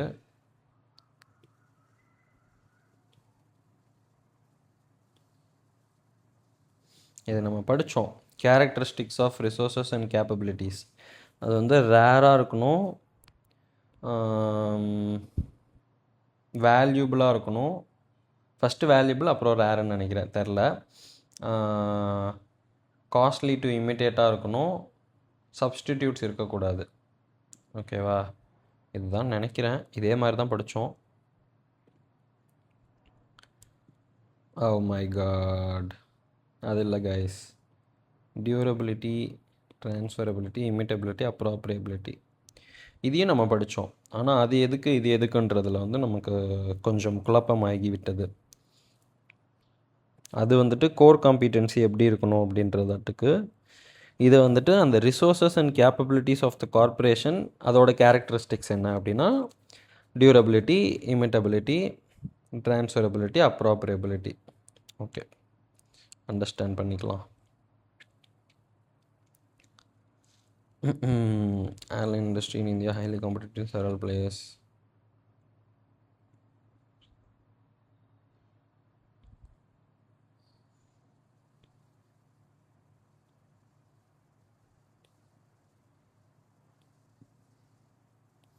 Focus, undoubtedly focus.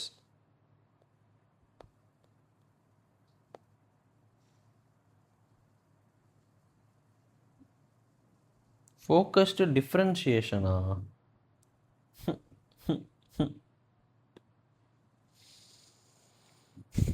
Okay,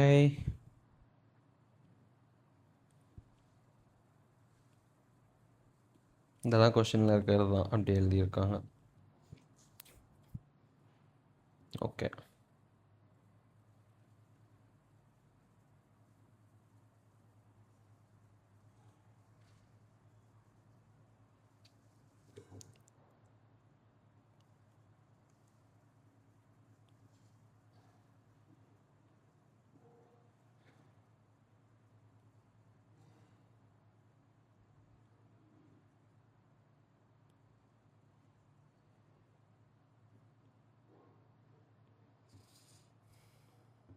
research and development பண்ணுறாங்கனாலே எனக்கு தெரிஞ்சு டிஃப்ரென்ஷியேஷன் தான் வரும்.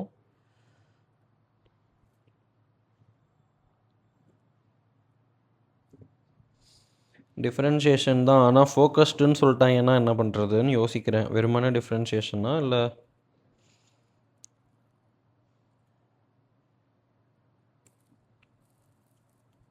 Okay, I go with differentiation. பார்ப்போம், இவங்க நம்மளை அடிக்கடி டிசப்பாயிண்ட் பண்ணுறாங்க. ஓகே, 3 இருக்குன்னு சொல்கிறாங்க. ஓகே, ஜென்ரிக் ஸ்ட்ராட்டஜிஸ்ன்னு சொல்கிறாங்க. அப்பாடா, டிஃப்ரென்ஷியேஷன் தான் கைஸ், அது வரைக்கும் சந்தோஷம்.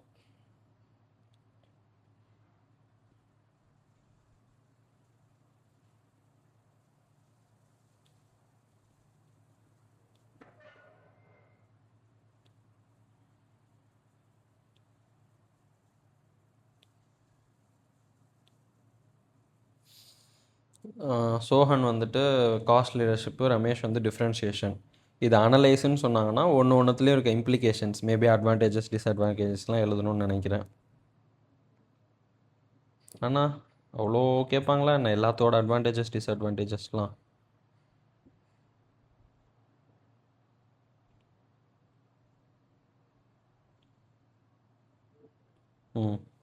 இது வந்து காஸ்ட் லீடர்ஷிப்பு. ஓகே, இது வந்து டிஃப்ரென்ஷியேஷன். ஓகே, அப்படின்னா என்னென்னு ஒரு 2 வார்த்தையில் சொன்னால் போதுமாட்டுக்கு. குட்டு, இதை நம்மளே சொல்லியிருப்போம். Not bad.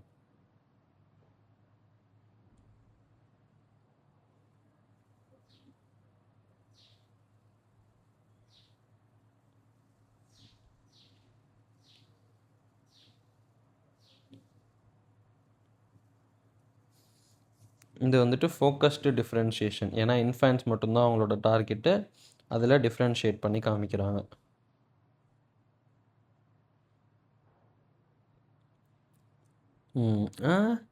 டிஃப்ரென்ஷியேஷனா கைஸ்? இன்ஃபேன்ட் மட்டும்தானே அவங்க பண்ணுறாங்க, அப்போ ஃபோக்கஸ்டு தானே.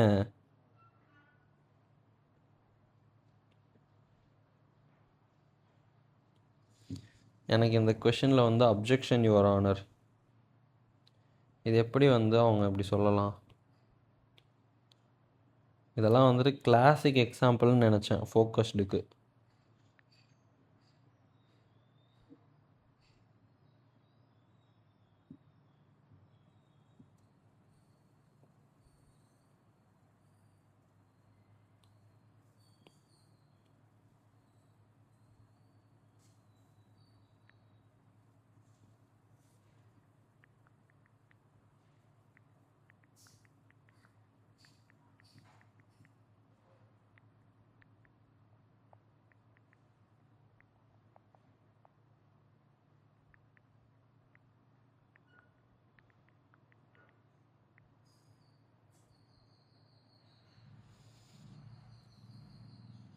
You thought focused differentiation because okay.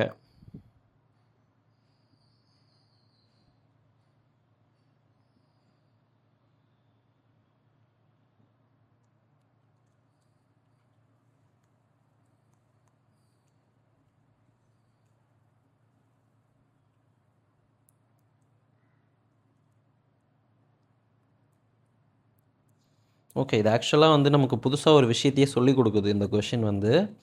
So இப்போ ஃபோக்கஸ்ட் அப்படின்னா அது நேச்சுரலாகவே இவங்க தான் யூஸ் பண்ணுவாங்கன்ற பட்சத்தில் அது ஃபோக்கஸ்டு கிடையாது. நம்மளா அதை வந்துட்டு ரெஸ்ட்ரிக்ட் பண்ணணும். இந்த இந்த இதை தான் வந்து நாங்கள் டார்கெட் பண்ணுறோம் அப்படின்னு நம்மளா எதை ரெஸ்ட்ரிக்ட் பண்ணுறோமோ அப்போ தான் வந்து அது ஃபோக்கஸ்டாக மாறுது. ஓகேவா? இப்போ நேச்சுரலாகவே அவங்க மட்டும்தான் இதை யூஸ் பண்ணுவாங்கன்ற பட்சத்தில் அது வந்து ஃபோக்கஸ்டுன்னு யாரும் சொல்ல மாட்டாங்க போல். Okay, I get it. Thank you ChatGPT. So இப்போ வந்து நான் என்ன கேட்குறேன், give the same question but the answer should be focused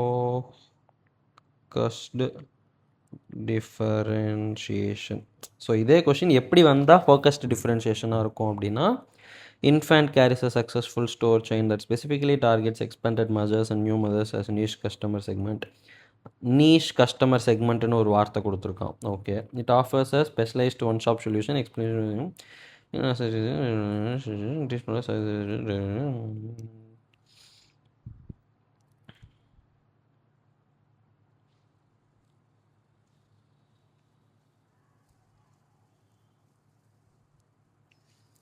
ஆனால் இதுக்கும் அதுக்கும் என்ன வித்தியாசம்? அந்த நீஷ் டார்கெட் செக்மெண்ட்டுன்னு ஒரு வார்த்தை தானே டிஃப்ரெண்ட்டு.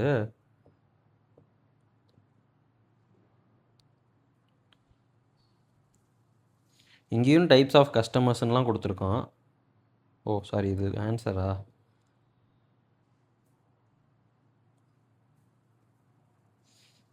இங்கே வந்து நீஷ்ன்ற ஒரு வார்த்தை கொடுத்துட்டானா, அதனால் இங்கே ஃபோக்கஸ்டு டிஃப்ரென்ஷியேஷனா. கீழே வந்து கஸ்டமர் செக்மெண்ட்டுன்னு ஒரு வார்த்தை கொடுத்துருக்கான். சரி, ஓகே, ஆஃப்டர் ஆல் எல்லாமே வார்த்தை விளையாட்டு தானே. செஞ்சுரி ஓல்டு ஃபுட்வேர் கம்பெனி மோட்டா ஷூஸ். ஆனால் ஆக்சுவலாக இது வந்து ஒரு நல்ல லேர்னிங் தான். ஜென்ரலாகவே அது வந்துட்டு ஒரு சிலர் தான் யூஸ் பண்ணுவாங்க அப்படிங்கிறதுக்காக அதை ஃபோக்கஸ்டுன்னு நம்மளாக சொல்லிட முடியாதுல்ல. Good learning.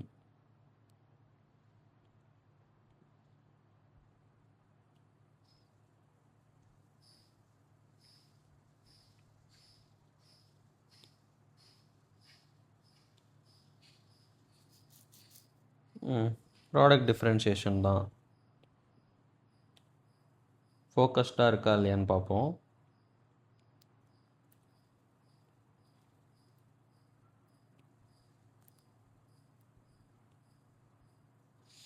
ஃபோக்கஸ்ட்லாம் இல்லை, வெறுமனே டிஃப்ரென்ஷியேஷன். Question number 12.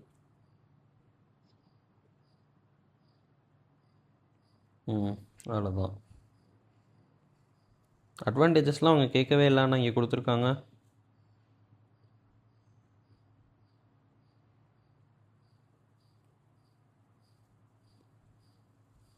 ஓ இருக்கா? Sorry guys.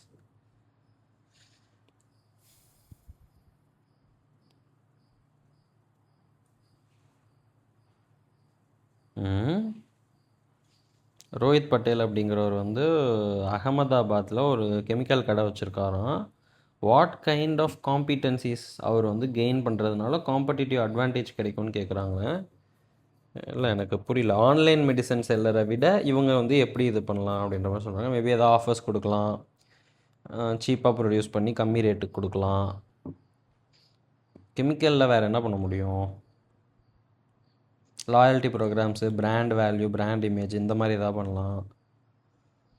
தெரியலையே, இல்லை குவாலிட்டியில் ஏதாவது சொல்லுவாங்களா என்னன்னு தெரில. ஃபஸ்ட்டு கெமிஸ்ட் ஷாப்லாம் என் ஊரில் இருக்கா? இதெல்லாம் நான் பார்த்துருக்கேனா? Capabilities that are valuable, rare, costly to imitate and non substitutes are core competencies. இது நம்ம படித்தோம் இல்லையா? இவங்க என்ன பண்ணலாம்? Developing personal and cordial relationship with இது வந்து பிராண்ட் லாயல்ட்டின்னு நான் நினச்சேன். பட் இதை இப்படி கொடுத்துருக்காங்க. ஓகே, ஹோம் டெலிவரி கொடுக்கலாம். சே, இது எனக்கு தோணவே இல்லை பாருங்கள். அடிஷ்னல் காஸ்ட் இல்லாமல் ஃப்ரீ டெலிவரி கொடுக்கலாம்.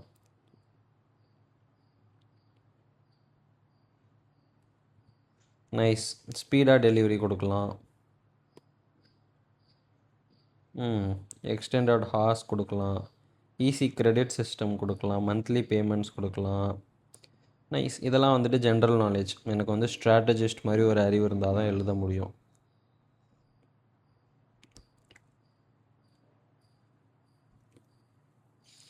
வேல்யூ ஃபார் மணி அப்படின்னா அது பெஸ்ட் காஸ்ட் ப்ரொவைடர் தானே. ஆனால் அதை ஃபஸ்ட்லேயே அவன் கொடுக்குறாங்கிறப்ப எனக்கு சஸ்ஸாக இருக்குது. ஏன்னா ஃபஸ்ட்டு எடுத்தோன்னே இப்படி ஆரம்பிச்சுட்டு கடைசியில் ஆன்சரை மாற்றினாலும் மாற்றுவான்.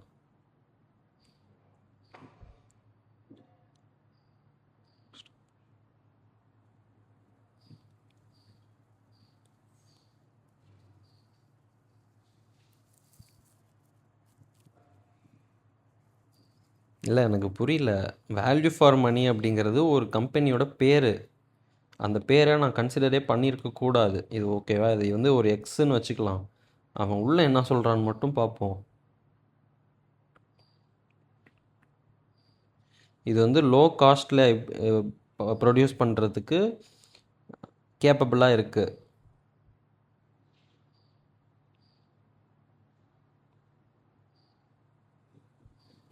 இது வந்து காஸ்ட் லீடர்ஷிப் தான் கைஸ். வேல்யூ ஃபார் மணிங்கிறது அந்த ஃபேமோட பேர். ஸோ பெஸ்ட் காஸ்ட் ப்ரொவைடர்ன்றது ஒரு முற்றிலும் தவறு.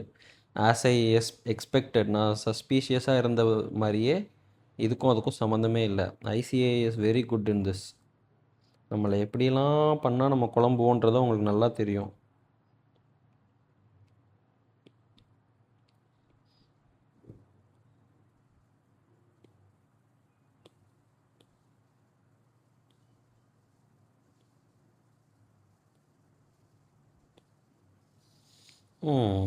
ஓகே, ஜென்ரலாக தான் கொடுத்துருக்காங்க. இதுவும் கோர் கம்பிட்டன்சினா என்ன, கோர் கம்பிட்டன்சி எப்படி பண்ணலாம் அப்படின்ற மாதிரி. Not bad.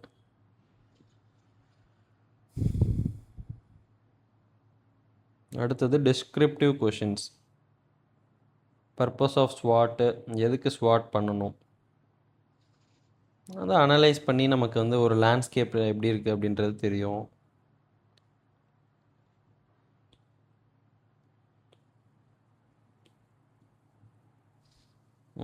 வாட் இஸ் வாட்னு கொடுத்துருக்காங்க. என்ன ஹெல்ப் பண்ணுது, டெசிஷன் எடுக்கலாம், லாஜிக்கல் ஃப்ரேம் ஒர்க் கொடுக்குது, கம்பேரிட்டிவ் அக்கௌண்ட் கொடுக்குது, ஸ்ட்ராட்டஜி ஐடென்டிஃபிகேஷனுக்கு ஹெல்ப் பண்ணுது. Okay, I understood. இப்போ நம்ம ஸ்ட்ராட்டஜிக் மேனேஜ்மெண்ட்டில் சாப்டர் 3 முடிச்சிருக்கோம். அண்டர்ஸ்டாண்டிங். நைஸ். Okay guys.